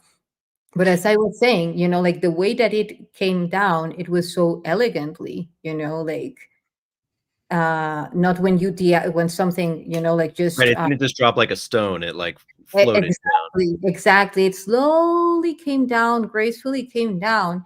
So he was saying that he also agrees that it was deactivated for us to connect with it. It was given to us. So then I was gonna, like, the Mac Daddy of all questions, like, do you think So I that it wanted was to intentionally mention, given to us? Then you were does he talking think about the that fiber they optics. wanted us to have this? And like, fiber what optics, is David's story about? To General Corso's Who book, did this and The why? Day After. I don't think they can hear was each one other. of the technologies being reverse engineered from ET technology. And so light is EMF, and fiber optics generally handle light. So I was just wondering if you guys had thought about using an optical isolation chamber, because like even human beings or potatoes even like give out photons, right? So the ways this thing is like communicating and reacting, I wonder photonically, just since it's got this dense, really sophisticated network of optical, fiber optics in it, that light might be a component as well as sound frequency. Yeah. Thank you, Frank. Estaba preguntando, hermanito, que si en algún momento se ha puesto la esfera en una cámara oscura para ver si está emitiendo alguna señal eléctrica o luz, fotones, donde se le esté haciendo, ya sabes, como un estudio durante todo un día, donde se pueda ver el comportamiento de la esfera dependiendo de lo que está pasando alrededor y incluyendo como frecuencias, emitiéndole frecuencias y a ver cómo, acorde al espectro lumínico, es que está respondiendo. No lo hemos hecho, no hemos dado seguimiento digamos, durante determinado tiempo a observar bajo esas condiciones. No, hemos hecho pruebas solamente de acuerdo a procedimientos establecidos, como por ejemplo para medir la radiofrecuencia. Para eso construí una jaula de Faraday, metimos la esfera y estuvimos viendo que no hubiera ninguna interferencia externa para poder afirmar y comprobar que la esfera estaba emitiendo radiofrecuencias. Pero no hemos hecho algo así como dejarla en un cuarto oscuro y ver qué es lo que pasa. Lo que sí pudimos observar fue algunos destellos de luz, es decir, unas respuestas ahí donde estaba la fibra óptica, pero eso fue antes de saber que ahí había fibra óptica. Sí vimos que hubo respuesta ahí en esos puntos. Ahora, también es importante mencionarles que tiene 31 puntos negros, es decir, muy posiblemente en esos 31 puntos haya fibra óptica. Es una posibilidad. Nosotros en la universidad se dieron cuenta porque pudieron espejo ese punto negro que estaban estudiando, entonces pudieron ver en el microscopio por el proceso de microscopía electrónica de barrido que ahí había fibra óptica.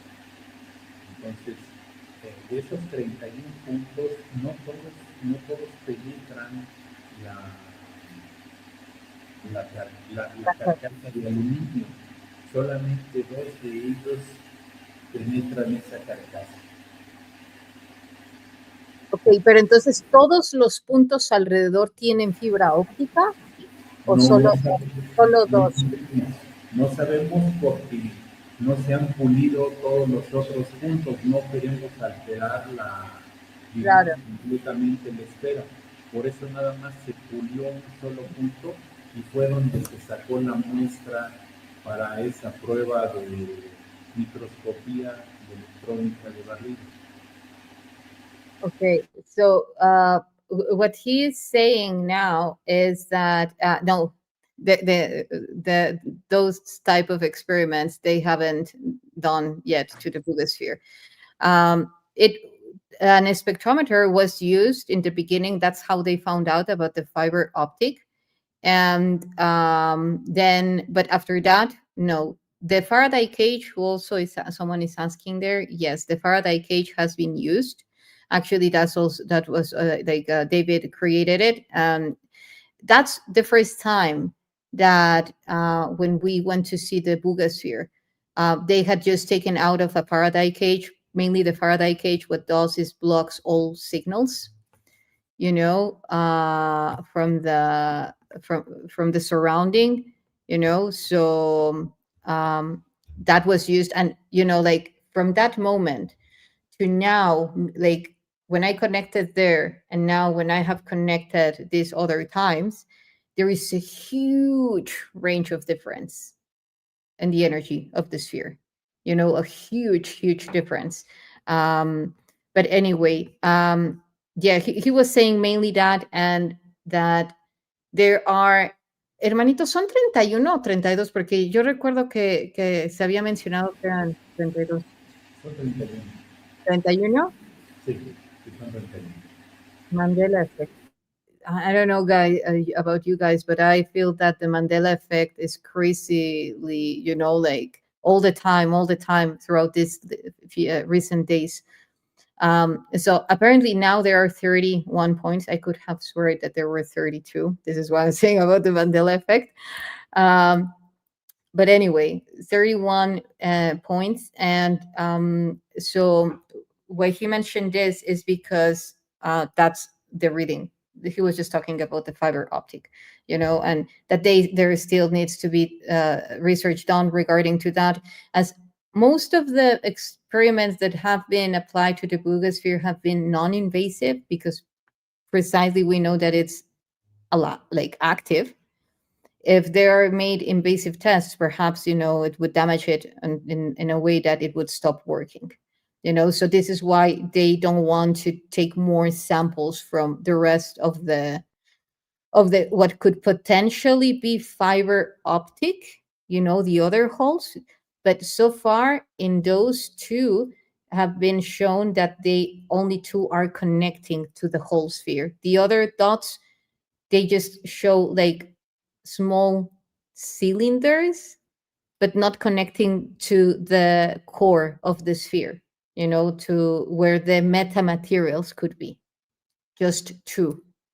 So the two fiber optic cables, are they laid out symmetrically? Like, are they opposing each other, or are they kind of randomly placed more so? They're like two eyes. They are. So they're right next to each other?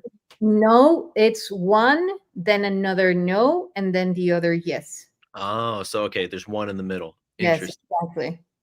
And so the other ones, I'm sorry if you already said this, but the other ones, I know you're saying you don't want to take samples because you don't want to be invasive, but have measurements been taken determining how deep some of those other holes are? I know you said they don't go all the way to the core, but are they maybe like an inch, or how deep roughly do you think?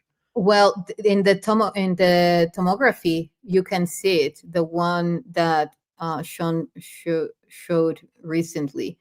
If you could show it, please, again. And like, can you see which video? The tomography one, the one that has the the shape of the Tesla tower, whatever is. It's the easiest way to refer it, even though it's not accurate at all. But anyway, yeah, because then I can show to you like exactly. Okay, so yeah. Lucy, it's like we would need to. Do you have another image of the one that has like it's in black and white? Sure. Let me get it. Thank you. Are those divots that we're seeing on the left and the right there, are those the holes, or is that something else? No, that's porosity. Okay. That's porosity, and that is what David attributes to be the type of adhesive that was used.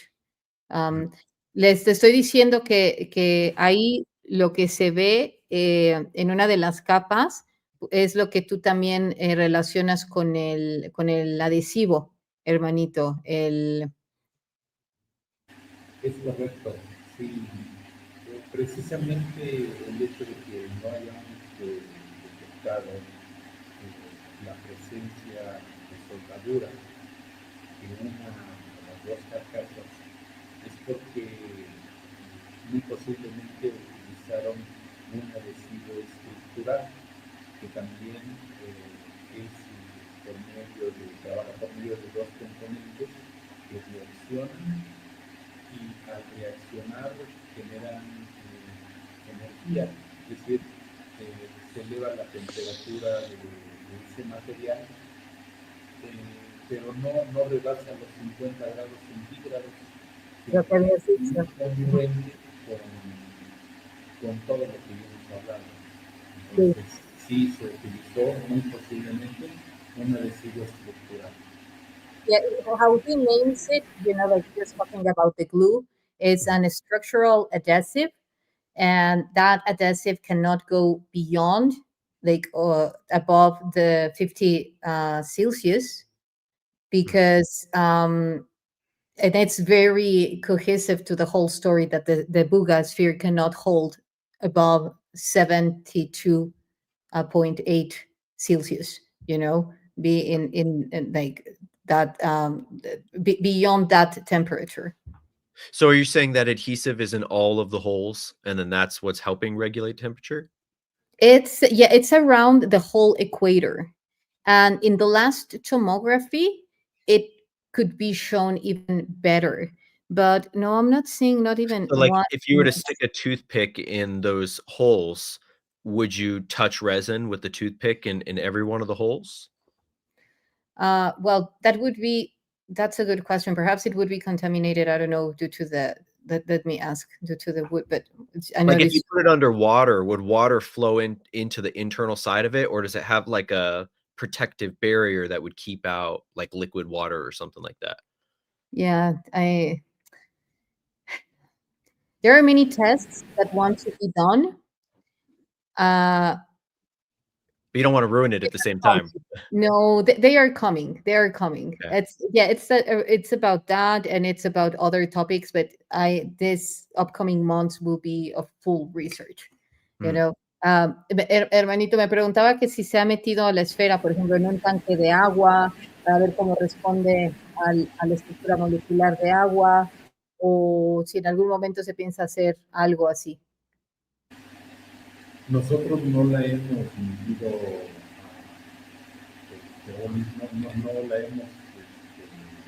no hemos hecho ese tipo de pruebas. La única referencia que yo he tenido de cuando le están poniendo agua, que fue uno de los videos que vimos hace rato, a mí me llamó demasiado la atención porque le pregunté a David Vélez, le pregunté, oye, la esfera la calentaste y después le pusiste el agua, porque yo veo que se evapora el agua. Y me dice, no, primero, la esfera estaba fría, echamos agua sobre ella y generó ese vapor de agua. Esto a mí me llamó enormemente la atención. Yo no tenía, hasta hasta ese entonces, cuando platiqué con él, no habíamos hecho algunas de las pruebas, pero esto tiene que ver mucho, hermanita, digamos, con la composición química de ese aluminio o de esa aleación de aluminio.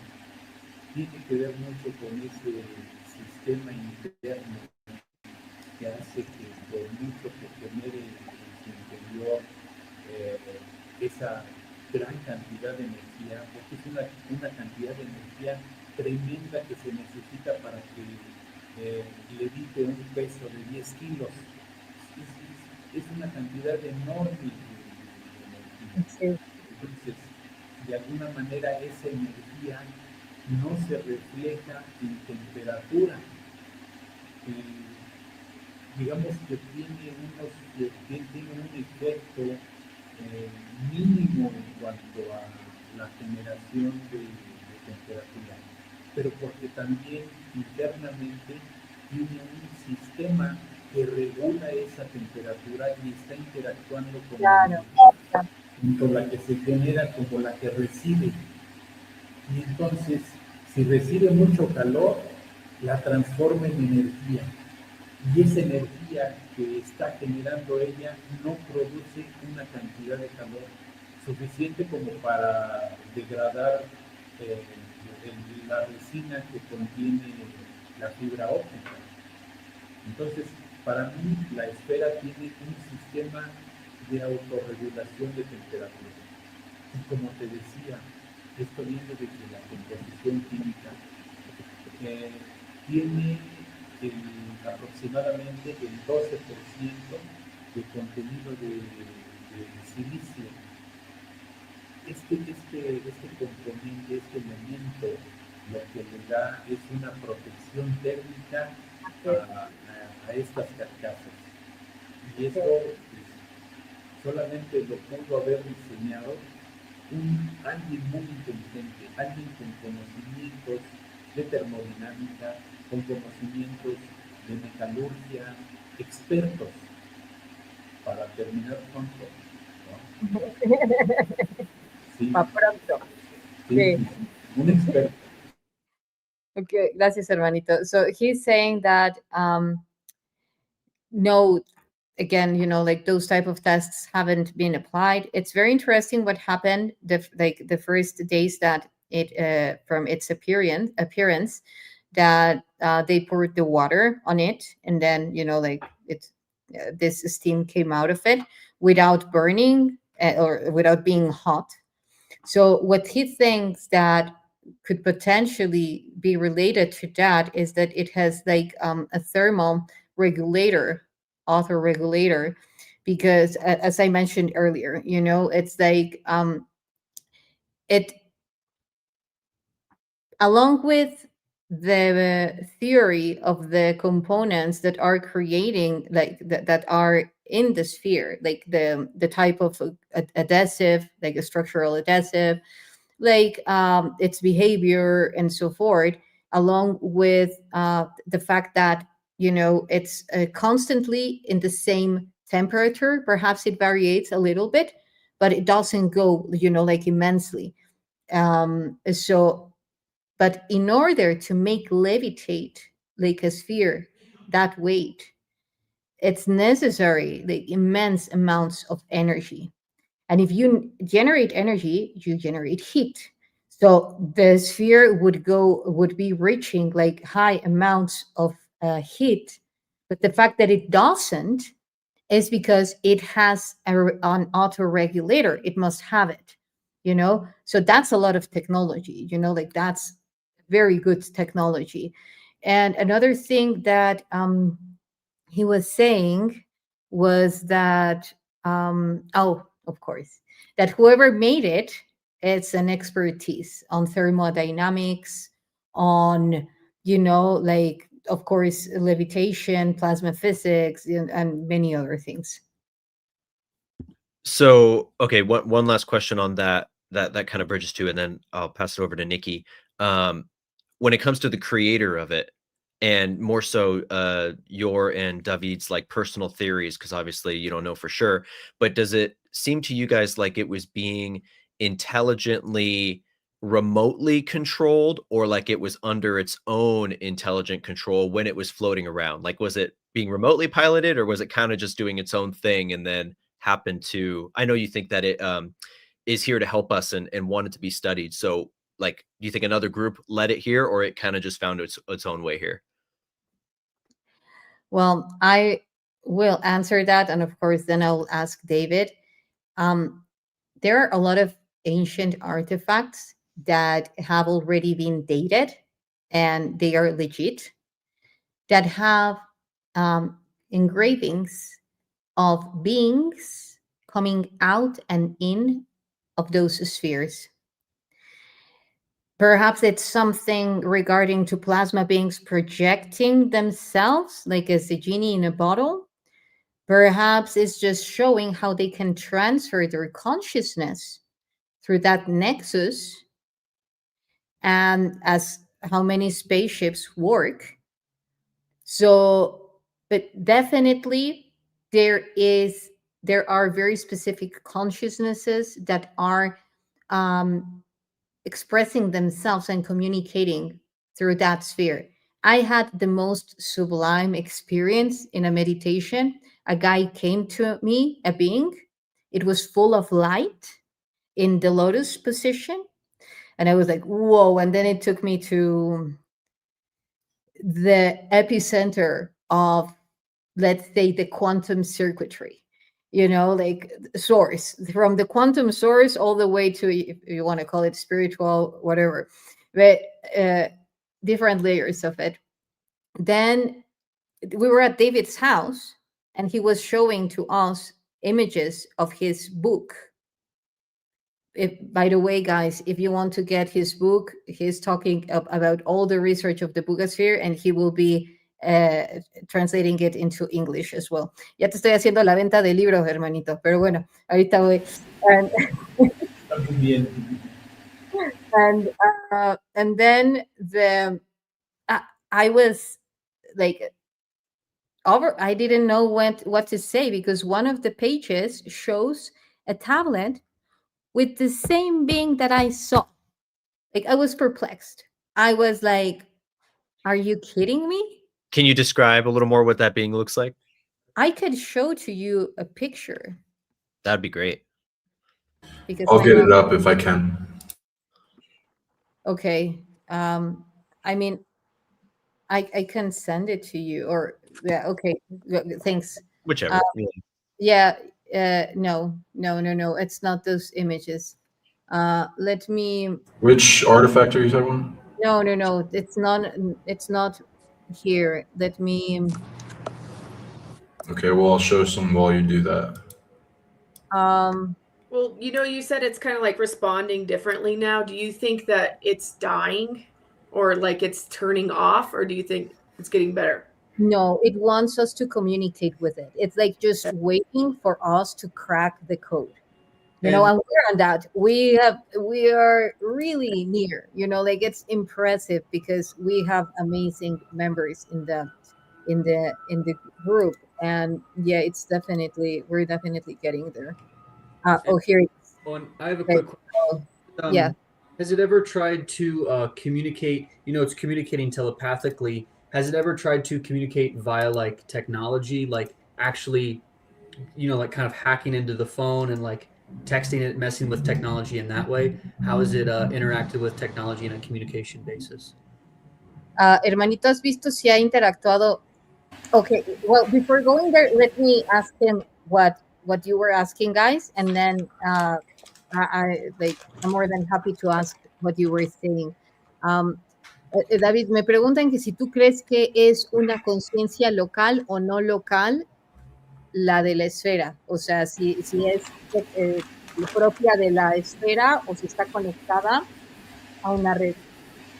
Mira, puedo contestar esa pregunta con una respuesta que está dividida. Si mi respuesta clavazos en la ciencia, te puedo decir que no es una conciencia local, sino que es un artefacto que lo está manejando una civilización muy avanzada en otro lado, quizás en otro planeta, en otra dimensión, o incluso aquí en la Tierra.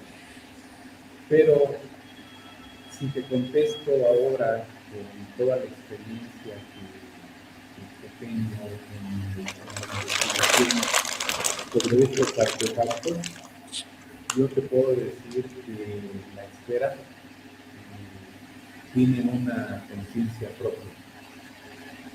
Okay, so he's saying that what type of answer do you want? Like a very scientific one, or a one that that comes mostly from his heart? At this time, go woo. Go Yeah, from go your the heart. Go the heart. We've had a lot of science tonight. Well, he says that yes, like there is definitely a very specific consciousness coming from the sphere. You can even relate to it, and this is why I was showing this image, because you see how it's projecting itself to the sphere, or how it's coming from the sphere. This beautiful being. So, and you will see many, not with this being, but yet many that there are other type of beings, kind of plasma beings coming from the spheres. So it's like their own vehicle. Perhaps it's a form also of a spaceship, but a very small one, because also these spheres have been depicted coming out of spaceships. And I am translating now a book that I got with all these codes, and it's clearly showing in the symbols how they are explaining how they are mother spheres that are connecting to the mothership, and how they're smaller spheres that are coming from those mother spheres, as the core of the nexus. And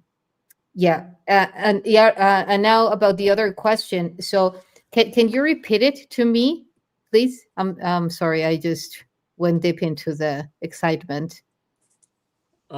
Basically, has it at all tried to communicate in any sort of way with like technology, like kind of like texting things on your phone, like trying to create any sort of like lights flickering, or like try to communicate in any sort of way using technology? Yeah, well, we have used UV light, along with all the spinning that was when we used the most recent machine. There was like a lot of UV light projected to generate some type of a stimulation, and it responded. It has also been applied like 600 Gauss magnets, and it also interacts with different due to the different magnetic fields. But let me let David answer that. Hermanito, me dice que qué tipo de experimentos se han usado, además de los que hemos comentado, para estimular a la esfera. Ya les comenté de la luz ultravioleta que tú también mencionaste. Les estaba diciendo ahora de los magnetos también. Coméntanos, por favor.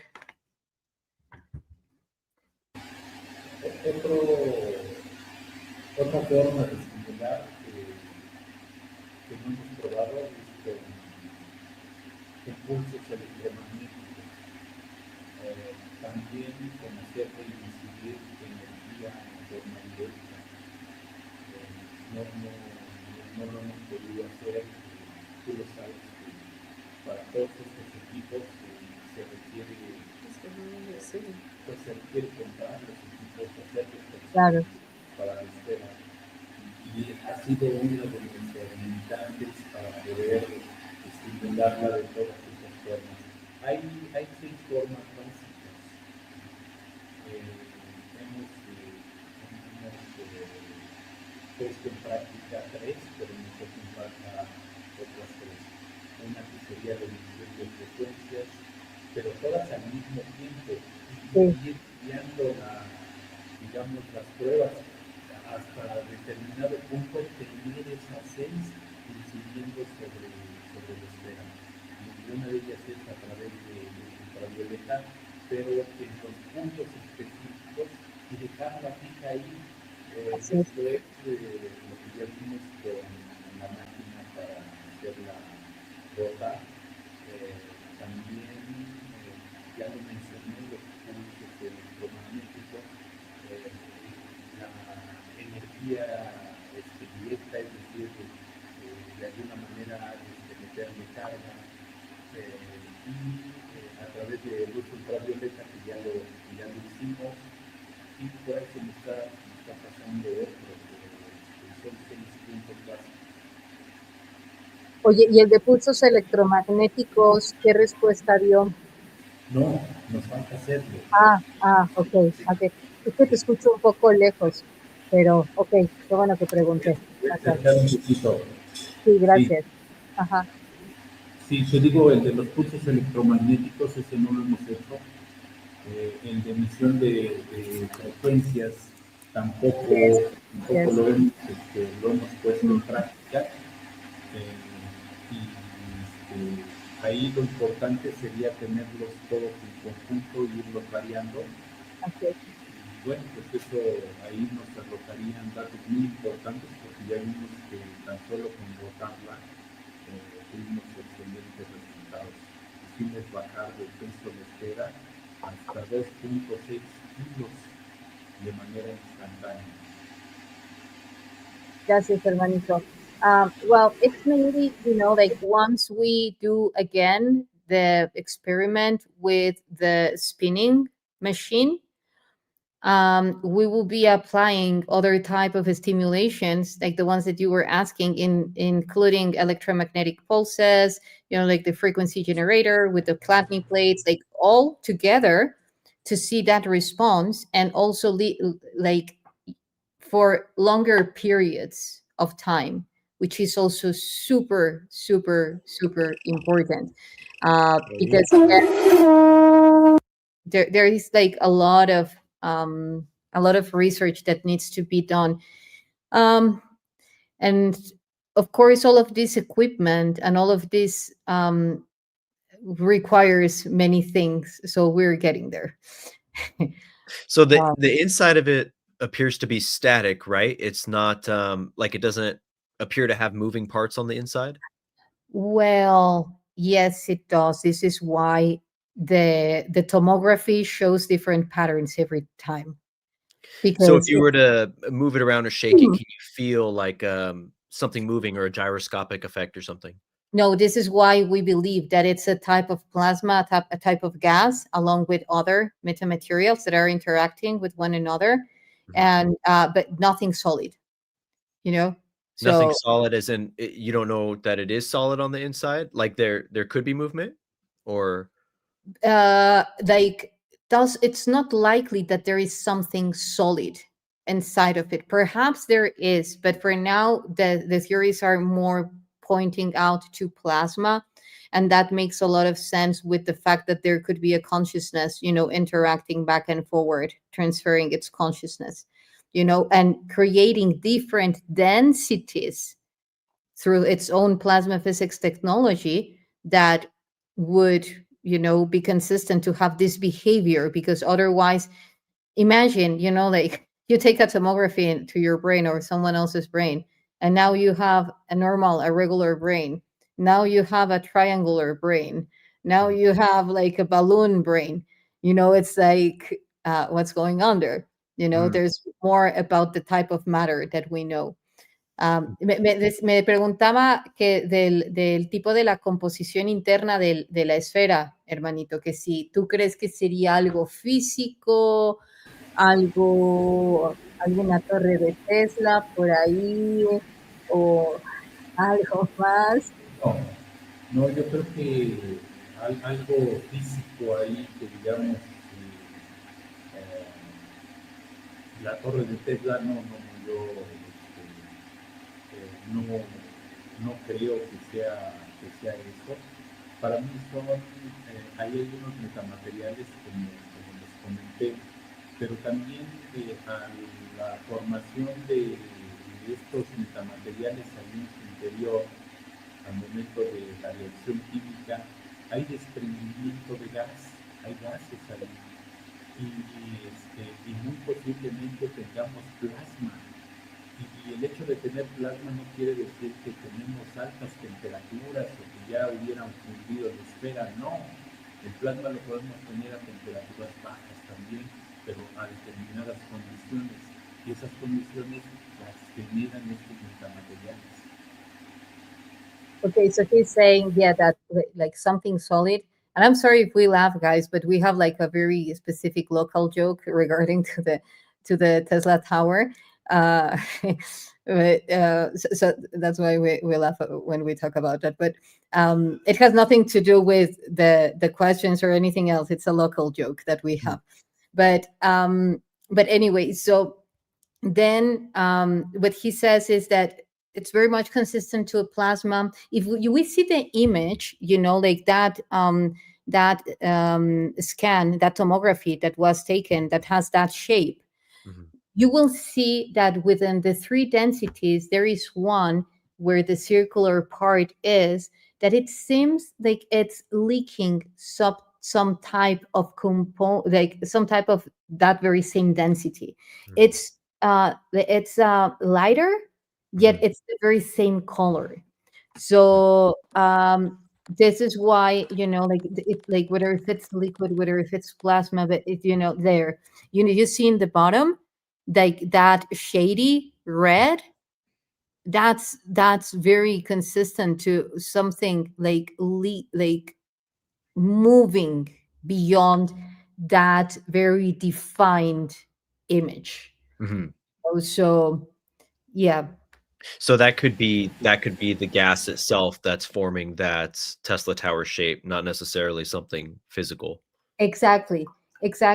Because then again, like last tomography that was taken, it showed something else. Right. So it can change. Yeah. But if you were to shake it, you wouldn't necessarily hear like a liquid or anything like that moving. No. If it's just gas, you wouldn't hear it. Okay. Yeah, exactly. Interesting. Yeah. Or unless it would be super tight, if it was, let's say, something solid, it would have to be super tight so that there wouldn't be like any range of sound within elements, but or objects. Nevertheless, we can see in that very same tomography that there is not that level of compression in the sphere. There are things that are moving. So if there was something, for instance, even liquid or solid, when the time that you move it, it would sound, unless it had like a barrier against, sound. But I don't think so. Otherwise, the wave emissions that it's bringing into the field through the scanners and the all their machines that we're using wouldn't be that strong. It makes me wonder if the plasma rotates when it is doing its anti-gravity effects, because I know in a lot of mass reduction type technologies, it involves torsion rotation fields of plasma or mercury or superconductors. So I wonder if that's something that will come up in further tests or data, or if you've seen any hints of that so far, like internal rotation. Well, you know what, it would be super interesting, and it's regarding to what Jace is. I'm sorry. Okay, that was meant to go in Spanish. Oh, yeah, that's okay. Hermanita, yo ya estaba traduciendo en inglés. Hermanita, Dime. quisiera adicionar respecto al plasma. A este tipo de plasma que yo hablo se llama plasma frío o plasma no térmico, y tiene determinadas características.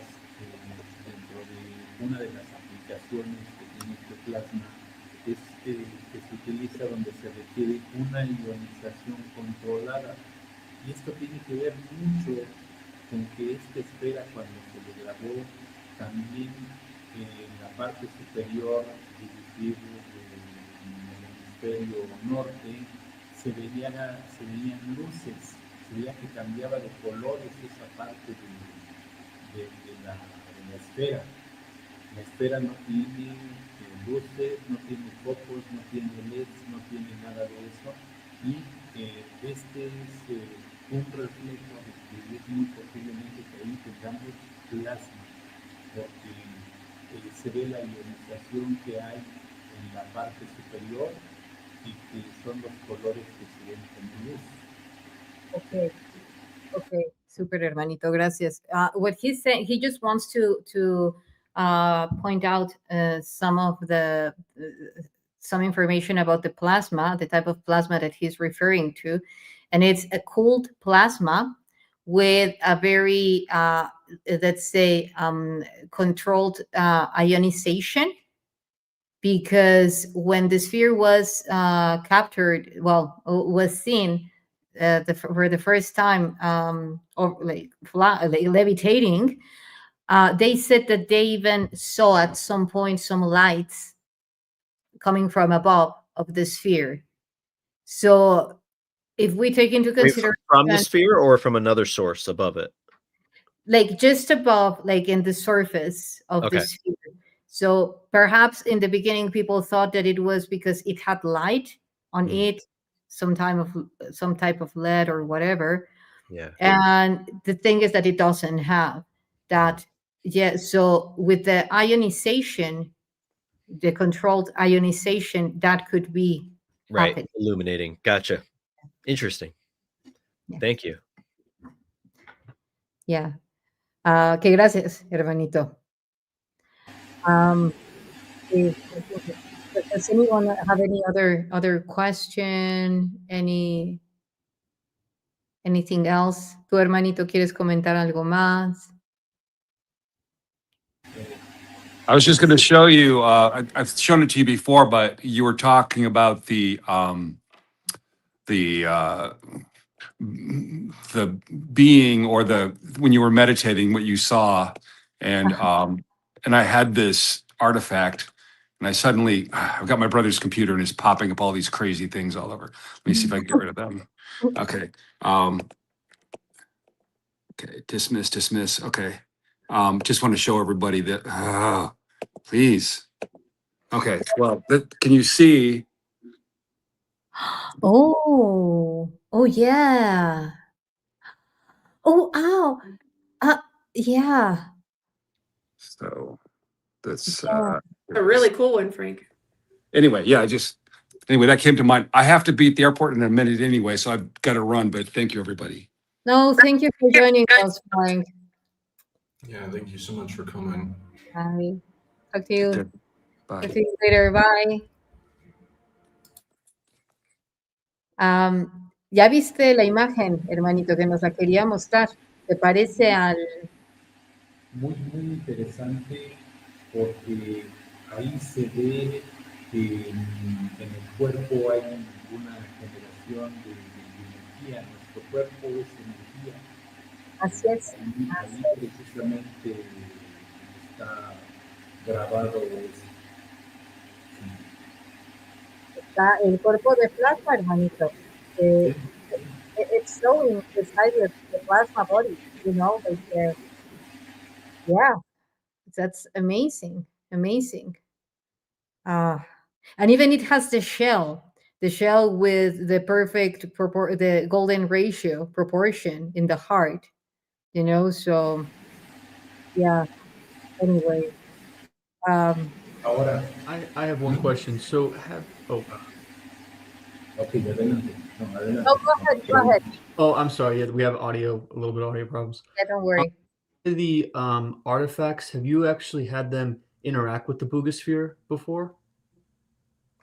Yeah, we have put them next to the artifacts, yet we're also coming to a conclusion that some of the artifacts might be having the specific components that will generate resistance and electroconductivity that would play the role as boards to signal into the BUGA sphere.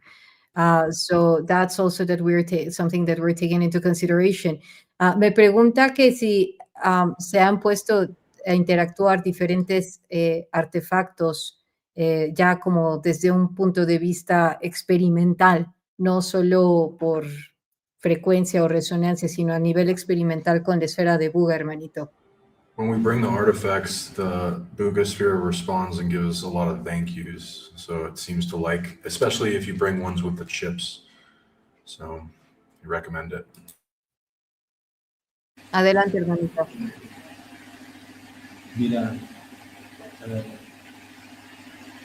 ahorita no hemos realizado algún experimento con algún artefacto y tratar de conectarlo con la esfera de desde el punto de vista científico. Pero me ganó el abordar el tema con los artefactos que estamos descubriendo bajo tierra. Yo creo que este es un tema muy importante porque esta esfera nació conectada con esos artefactos. Quiero platicarles y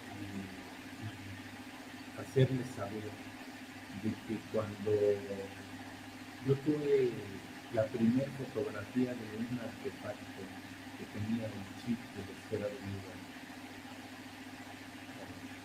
yo pensé que a partir de ese artefacto iba a venir una, digamos, por llamarle así, una oleada de piezas que iban a salir bajo la tierra, precisamente por el llamado de la esfera. Es decir, la esfera está emitiendo una frecuencia y esa frecuencia llega hasta abajo de la tierra. De tal manera que lo comenté con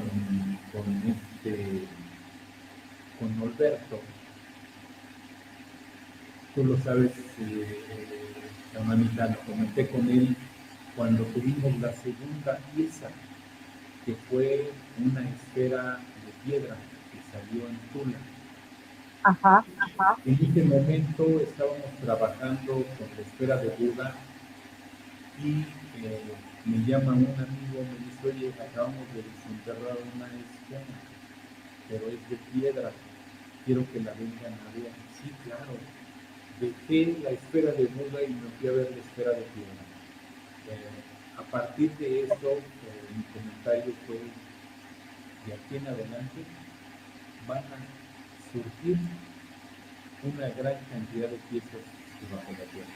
Esa esfera estaba llena de ojos por todos lados, igual estaba hecha en dos carcasas y adentro había otra esfera.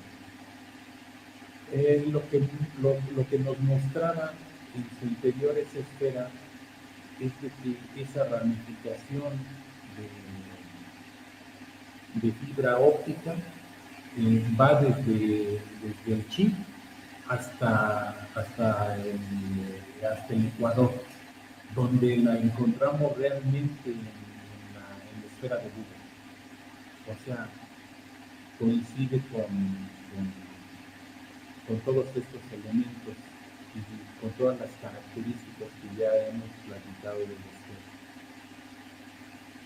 esfera. Pero es muy interesante porque hay una conexión directa con los artefactos. Gracias, hermanito. He says that, again, like going, not only touching upon the scientific approach, like the connection that he has had with the BUGA sphere from the beginning, it has been like very deep. And when the BUGA sphere appeared, then like we received this message, he received this message that like as a wave of expansion, there would be a lot of artifacts, appearing with that very same code, and the thing is that there are not only like artifacts that all of a sudden, like are being unearthed. Yes, yet a lot of people, even before the BUGA sphere appeared, they had already the artifacts that had that code. Like, for instance, that jaguar skull, our dear friend Norberto had it even before the BUGA sphere appeared. So, And have those chip artifacts, have they mostly been in the region you're in, or have they also been found in like Colombia? Everywhere. No, en Colombia, no that we know. No, no han habido artefactos en Colombia, ¿verdad? No. So only Mexico right now, or any other places? Ha habido publicaciones falsas en Facebook, pero en Colombia no ha habido ningún hallazgo de artefactos. Solamente. Hello? Oh, He froze. He cut out. Yeah, not David, come back to us. No. Oh, maybe his laptop died or something. Well, Okay. David gone. Ask some questions. Bring up some facts, Issa, that can be answered without David until he gets back. That's where I'm heading to. What he was mainly saying is that no, there have been like false news regarding to this. Like, we all really need to be very aware of all the false media because it's hitting hard. They're using a lot of AI. Like, I made just a video to make very public the fact that Bob Lazar was not involved in the project, because there was like this video circling that a lot of friends, sent to me like, oh, wow, is this true? And I was like, no, perhaps at some point, not yet. And so, yeah, like, they were saying that there were artifacts also appearing in Colombia, but no, only in Mexico, which is very interesting that even the sphere arrived to Mexico. It's like so orchestrated, and that all over Mexico, different states, not only, for instance, just in one, in Tula, let's say, in many have been showing up. So that's also very, very interesting. And we do feel that they are signaling to one another. It's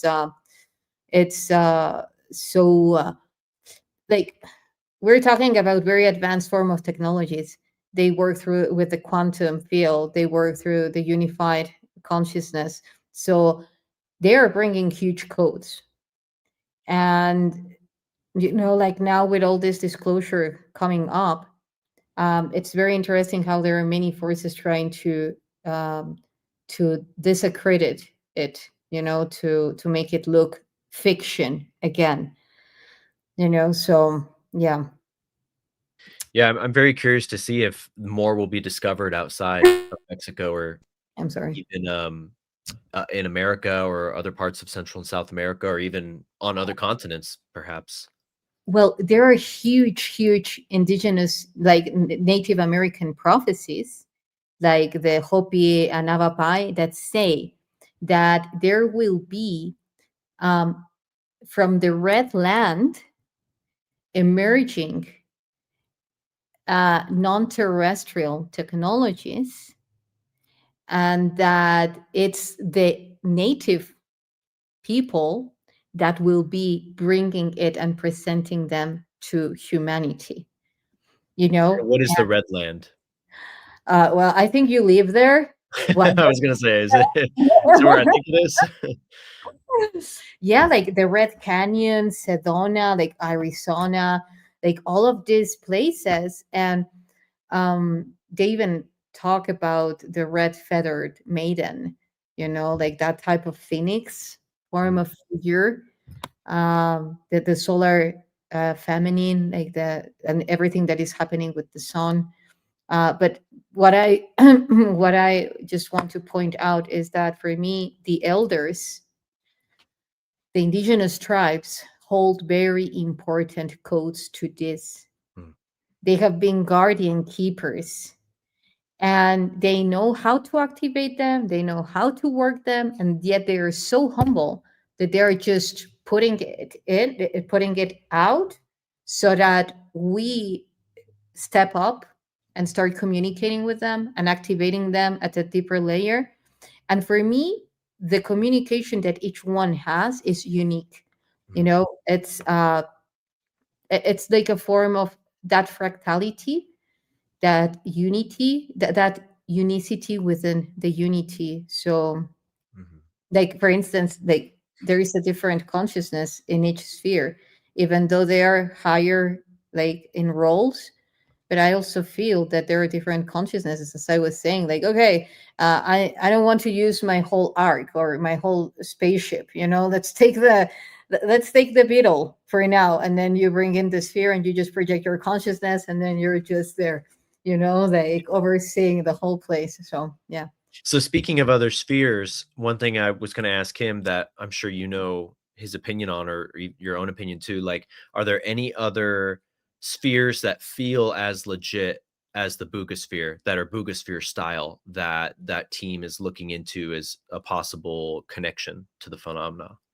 Well, there has been another sphere appearing in a city next to BUGA that they say that it has the same characteristics, the same, even the counterclockwise spin. And they have that in BUGA still? No, it didn't. They didn't capture it. They just it was flying in the area. There have been other artifacts as this one appearing in. This is from Guerrero and Michoacan. In Michoacan, there are a lot of these ones. However, they haven't been seen like levitating. They have so these been, ones are being dug up. They're underground. yes, Okay. some of them, yes. Unfortunately, some of them, like we just need to run tests, you know, on all of them before, you know, like saying, okay, this It's is real. yeah, that's what it is, you know. So, but for type of a spectral sphere as the BUGA, just the other one, and there have been a lot now seen in United States, places like Nevada, in Las Vegas. There have been even finding, you know, like small spheres, very heavy ones, Yeah. and bigger ones. Well, somebody in the comments, Sunfire Goddess, mentioned Moki balls. Are you familiar with those? No, what are they? They're similar spheres. They're not reflective metallic like these spheres. They're more like an iron sphere, but they're found throughout the Southwest in America, primarily like Arizona, Nevada, Utah. And there's like male and female versions. I might have it backwards, but the males are more perfectly spherical, kind of like similar to that shape, but no designs. It's just like a black sphere. And then the females have more of a ring around them, like a UFO, kind of like some of the artifacts you guys are finding, but nothing with inscriptions, just something that appears to be natural, but, you know, hard to explain. Yeah, now I remember. Yes, I had heard about them. They're very cool. I had a couple at one point before passing them on to someone else. But they were gifted to me and then gifted to someone else, but they were very, very energetically dense. Definitely felt like it had a spirit or an intelligence to it. Oh, that's beautiful. Thank you for sharing, JC. So were any of those, I know you said the artifacts of the chips have been found before the BUGA was found. Have any of these similar spheres been found before the BUGA was found, or has it only been since then that they've been dug up? Of the spheres, I don't know directly. I have heard that many artifacts had already the BUGA chip code, different forms, different shapes, but not precisely whether if it was a sphere or not. You know, that I can say. But yeah, who knows? You know, the one that I do know directly from, like the source that got it before the BUGA sphere, is the Jaguar skull, which is from Geo Aliens, Norberto, a very, very good friend. And, you know, it's like 100% legit. And that was found before the BUGA was found? Before the BUGA sphere. Before. Yeah, even he took that skull to Jaime. He had it for a while next to the BUGA sphere. Interesting. Yeah. So Jaime must have already been, when he saw the chip on the BUGA, he was already familiar with that design, probably. Well, he take it after he found the BUGA sphere. Like, yeah, like he say, hey, Jaime, you know what? I have this skull that has the same chip. You know, you've got to see it. So then Jaime was, okay, I do need to see this. So Gotcha. yeah. That's cool. Yes. One Yes. comment, like I spent some time in Colombia in 2020, and I have a couple of friends there, and I told my friend last night that I was going to be doing this, my Colombian friend, and I said, what do you know about the BUGA sphere? And he had no idea what the BUGA sphere was. And then he was like, oh, BUGA, Colombia. I've been there. And I was like, oh yeah, well, what do you have to say about BUGA? And what did he say? The Brian, sphere. what did the he sphere. say? Yeah. No, not about the sphere. He said, Just he was like, go- oh, it's like a BUGA is a place of magic. It's like they have a lot of magical things in that town, and people go there. He's like it's like a weird little town that you go to. He's like, I've been there. You go there to get healed. Like people go get miraculously healed in BUGA. Wow. And I was like, oh, okay, cool. Oh, wow, that's a good data on that. Hermanito, vas a necesitar volver a salir y entrar porque dice que tus aparatos no están conectados. No se ve la cámara ni tu audífono. That's super interesting, Nikki. Super, super interesting. And the other interesting thing is that, like, when I went in 2020, the reason I went is because I was chasing a Atlantis portal. Like, there is apparently an active Atlantis portal that's literally only 30. Well, it's a couple hours, as I don't know, it's not that far from where actual BUGA is. But anyway, that's a whole other big story. But I mean, they have stories of Atlanteans who have an active breakaway civilization in Colombia. Like that's like a kind of like a move. Oh, I have some of those philosopher's stones. Our prophecy stones, I have some of those, are cool. But yeah, so I just wanted to say, like, I sometimes I've, like, when I'm seeing this story and hearing the story, I think like I think like there might actually be like somebody, like a civilization that's within our civilization that's cloaked, that this is part of their technology that they let out. So I don't know, but that's just, it's interesting though, because like if when I meet you, I'll tell you the whole story in person. But yes, it's really interesting correlation with the BUGA sphere. David just popped in, but his mic wasn't working. So yeah, I wouldn't doubt it. Like, seriously, this is so synchronistic that sometimes it's like you cannot make this up. You know, like it's, yeah, I love it. I feel very grateful and excited and humble for everything that we're experiencing and sharing, and how we're all coming together, how it all makes sense, and it doesn't need to be so complicated. You know, we have been coming from super complicated in order for it to be real, and now it's simpler, and it's as the cosmos. and It's like the consciousness and the time is ready for it.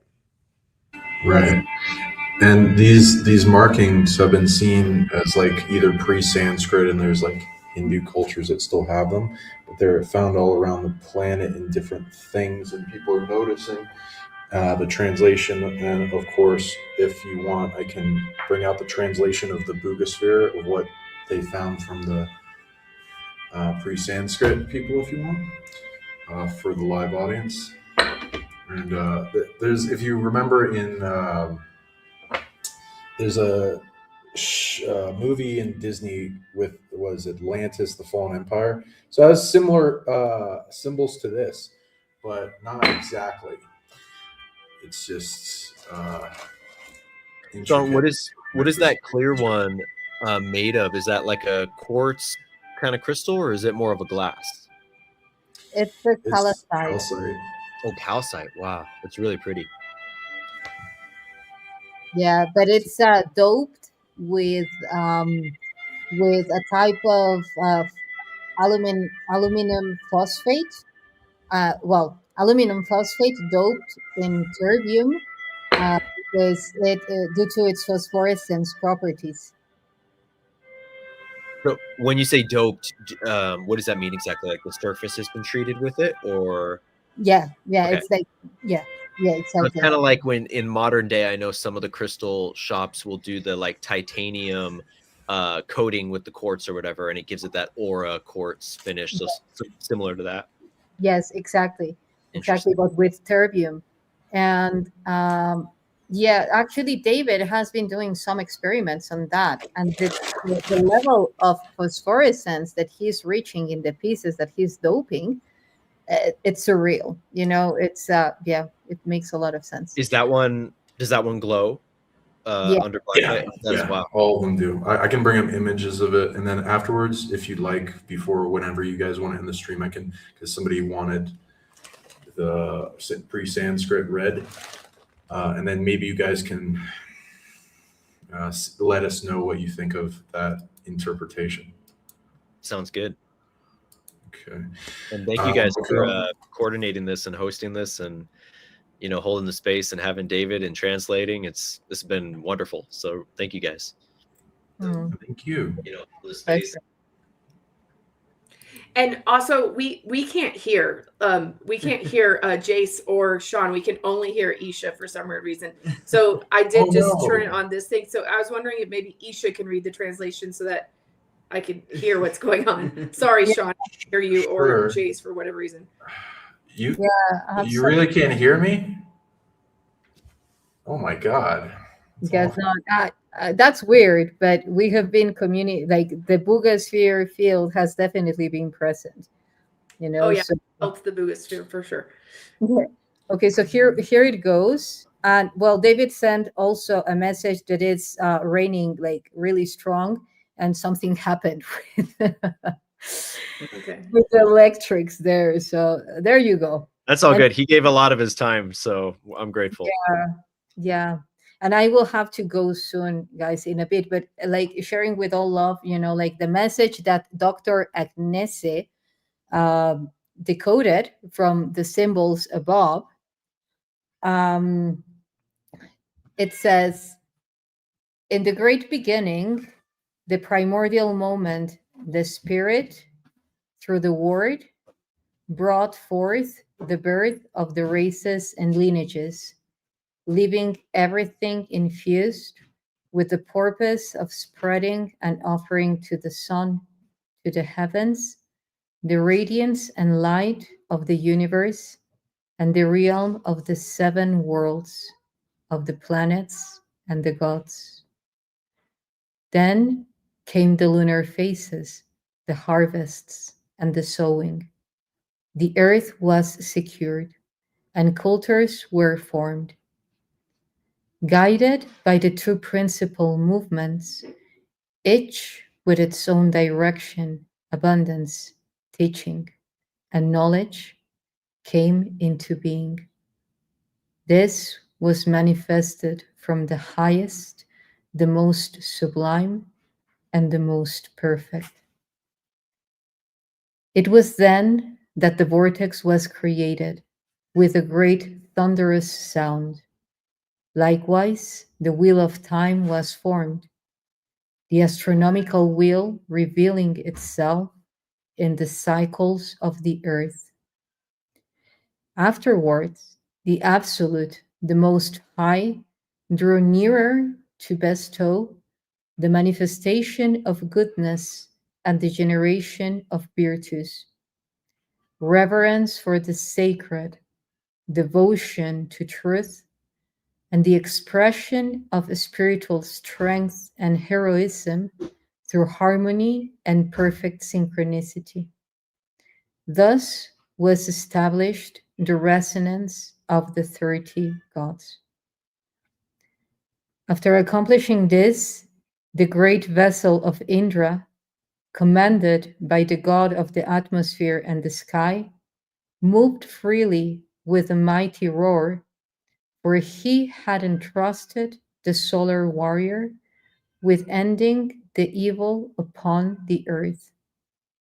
Finally, after the vessel departed, it left a warning of danger, a possible breaking of the world through atomic disasters, solar explosion, or destruction, where all could end by our own decision and responsibility. Thus, the great vital essence, the breath and creation of life itself, could be destroyed forever. Wow. And that came from AI translation, is that right? Or how is that translated? It was in Spanish, and then it was translated by AI, but the original translation is in Spanish. So That's from what's Yeah. on the sphere?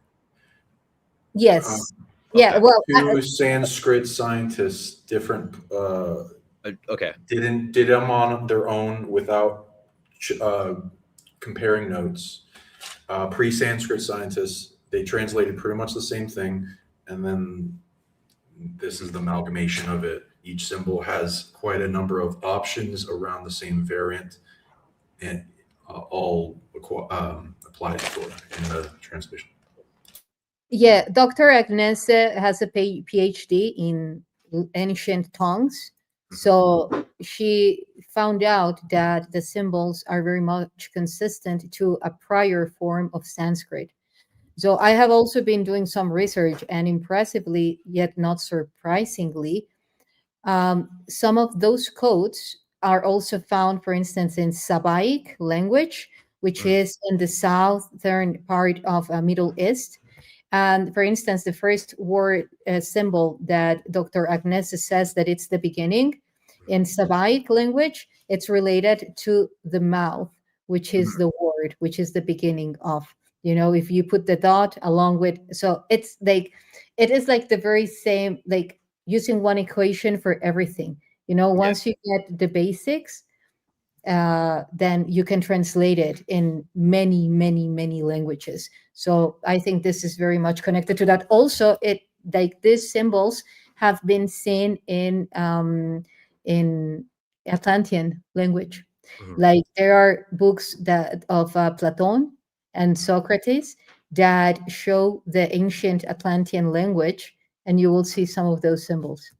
It's really amazing to me how even with the language jumps, how clear that message still comes through and how much it resonates. And like for me in particular, one of the things that really resonated was the reference of the 7 worlds, because in the Law of One books, which I really resonate with, the raw channelings, they talk about the 7 density octave model, which correlates to the 7 chakras, the 7 notes in a musical scale. And so the 7 worlds, and then earlier we were talking about the densities and the different densities, and it possibly coming down to kind of manifest more in this density, and that being a catalyst for the weight change and other things. So it really resonates. And then the part about what you were saying about the world kind of being manifested is very mirroring of almost Genesis in the Bible, the book of Genesis, right? So fascinating. Yeah, and it also talks about the Indra spaceship, the solar arc, and the 30 gods. Like for instance, even if you go to the decoding of the Tetragrammaton and the name of Yahweh, that has nothing to do with the religion, yet the algorithms of the very same letter, the word, you will see that it's a 4, it's a 3, which is a 7. So all of these algorithms, and then you add, for instance, to that 4 and 3, then you add the 5 points of the Tetragrammaton. So then you have a 12. So then you have a dodecahedron. So it's algorithms. It's crazy how it's all embedded in everything. It's like I just imagine sometime like just putting this goggles and seeing all the patterns of light. Well, sometimes I do, but like seeing the patterns of light and how due to those algorithms they are creating different tones, and how it all creates a symphony, and how you can access to the egregores through those tones. So yeah, amazing. Yes. Well, thank you so much. This has been cool. This has been awesome. Yeah, no, thank you guys. And by the way, again, like David apologized because he couldn't make it back again. He said that at some point he would be trying, but the electric storm was super hard. So super strong. I get that. Cool. We made it 3 hours, y'all. Yeah. I know. Where we were having fun, so that's a good sign. Thank you so much for translating everything. You should. I bet you that's like double hard because you're kind of going like my answer, his answer, doesn't. Yeah. Yeah. So thank you. Juggling that. Thank you. Yeah, my pleasure. I love different languages, so yeah, my pleasure. Yeah, thank you both. Guys, and thank you all that watched this show. I'm sorry I interrupted you. Oh no, you're fine. I was just gonna say, tell David thank you so much for giving his time to us today, and thank you again to you both too. Yeah, thank you. Thank you. And Sean, thanks for the visuals. That helped a lot. I try to make it in between because I know a lot of the audience isn't speaking Spanish. So, it'll help keep people's attention. And she can't hear you right now, so they've got the visuals are what they are relying on. Oh, right. Yeah, thank you. That was amazing. That was amazing, bringing all those images. Thank you. Thank you. Yeah, and so for everyone out there, thank you for tuning in. Please like, subscribe to all our channels, share this far and wide. Get this to all the people that you know as alien people want in amplify in disclosure truth. Get it out to the skeptics because this is the people that barely touched their toes in the water in this subject.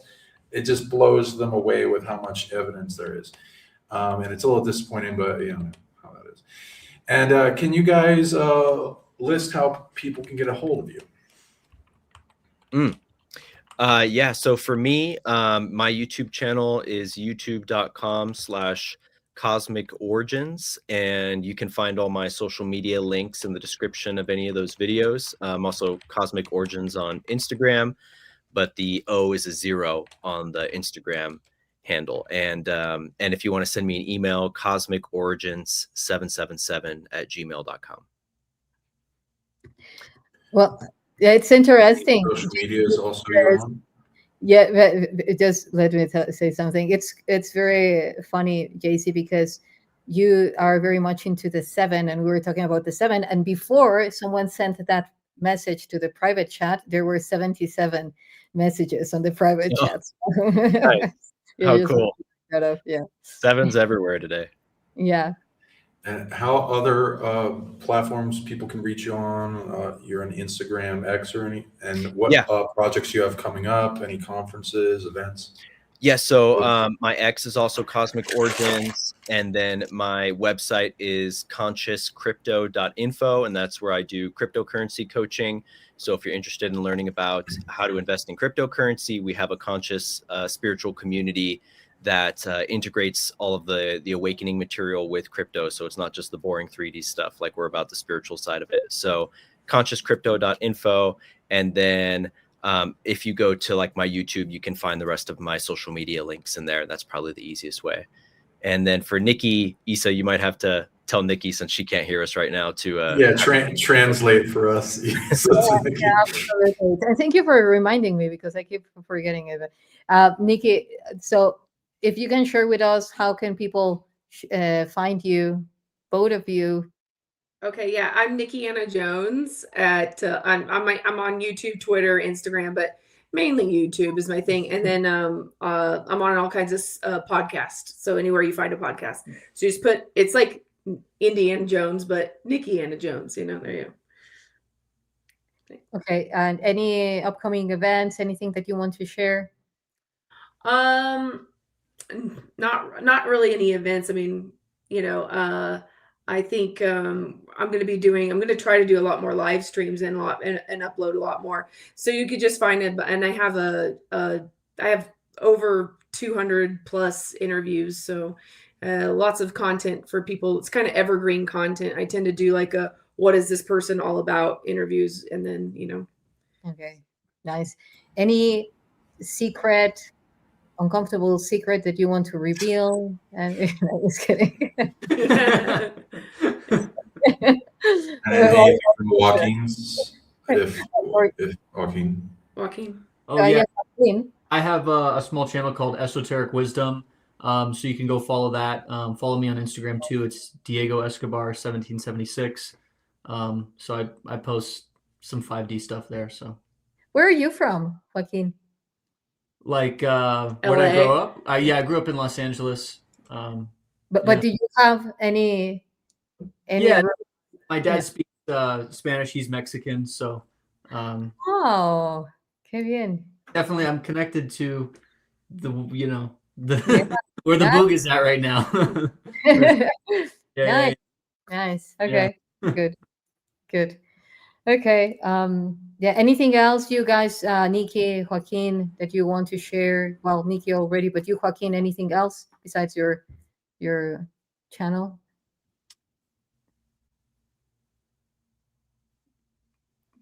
I think like it's weird because like I do think I am getting weird pings about the Bugasphere, so I'm looking forward to deep diving, dealing with the deeper energy with it. Yeah, I mean, like, I think you kind of get like telepathic kind of stuff from it, which is weird that that's happening to me. But yeah. Yeah, I had a particular moment yesterday where I felt like it pinged me, and I could specifically tell in that moment it was like communicating with me, and it was really interesting. Good point. If anyone gets telepathically communicated, dreams, visions, before going to sleep, all that of the Bugasphere, come back to this video, comment below, and let us know. Isa, how can people get a hold of you? Well, my YouTube channel, the same as my name, Isha. I'm going to pronounce it in English because it will be easier for you guys. Arsari Libyen. And my Facebook, Isha Arsliv. Instagram, likewise, as YouTube channel, Facebook, www.acna/hunuch.com. It's in the beginning of the introduction of this video. I know that the name is kind of different. So, but it's very much related actually to that code, to the Bugasphere code, which is the ACNA key that I call it that way before the Bugasphere appeared. And so upcoming presentations, CLE in LA, February, I will be talking about the ancient artifacts from a scientific and spiritual approach. I will be on the alien event, March. Sedona, Rise of the Guardians, May. And then the Day of Being, and a retreat after, return to being. Then June, the star knowledge, and upcoming trips for sure. So stay tuned because we will be having a trip to Mexico, Egypt, upcoming collaborations, which is very exciting. So yeah, stay tuned. Thank you so much, you all. I love you guys. Yeah, I was talking about that today. You will see the clip, Sunfire Goddess, with David Cerita. He was talking about Yesa and its connection to Jesus. But anyway, yeah, thank you so much. Thank you so much for showing interest to this, to the Bugasphere. It is a huge message and huge implications and influence regarding to this stage of human evolution. So thank you, guys. Yeah. How about you, Sean? I'm Sean Bond, founder of Sonic League, sonicleague.com, Sonic League YouTube, all around Sean Bond or Sonic League on all the platforms. You can reach me, Sonic League, for consultations, clearings, healings, unlocking your dormant abilities, depossessions, abundance, all the things. Going into alien artifacts, feel free to contact me for alien artifact wisdom and interaction if you want to become a contactee, or you're interested in our sacred trips to Mexico and unlock your dormant abilities. Go to a place of power, pyramids, and hot springs, and cool adventures like never before. Nobody can do. See us both. We're going to be holding those, me and Isa. So, and let us know. Contact us all, sonicleague@gmail.com, if you're interested in having any of us for more interaction, information for the Bugasphere. If you're looking out for interviews, you can reach us out all our information. Conferences, trade, commerce, cryptocurrency, bring it, help support us, get it out there. we're willing to reach out to you guys and help you guys in your life, and we can all rise together in these connections. Any last words of wisdom you guys want to bring to the crowd before we end the show?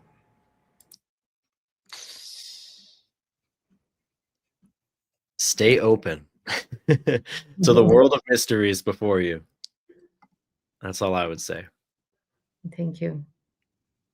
Nikki, Joaquin, do you want to say any last words before wrapping up this live transmission?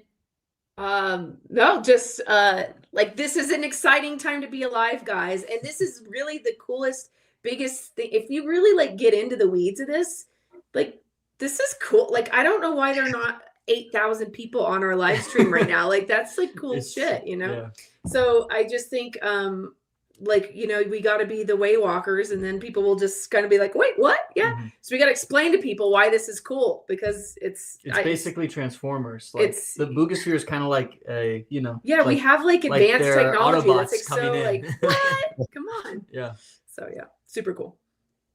Yeah, it is exciting moments. Actually, a part of what I will be sharing in the conferences is how all of this technology is reverse engineering our biology and how we can activate it through our own biological system as a unified consciousness. You know, it's exciting. It's Very exciting. I don't want to get into the numbers now. I just want to say thank you all, like Hunuk. Thank you. Very Love grateful. you guys. I feel very expanded, heart expanded. So thank Me you. too. Thank you guys for getting it out there. Yeah. That was fun, guys. Thanks again. And thank you to the ones that had to leave earlier. Thank you, David. And all Yeah, A Journey to Truth and Amanda and Frank. Regards. Exactly. Thank you, Tyler. Thank you, Frank, Amanda, and Aaron. Yeah. I could stay for hours, but yeah, okay. Maybe we'll do a part 2 another time, maybe. Fade off into that good night. Yeah. Okay. Good night, guys. See ya. See you. Take care, everyone. Yeah.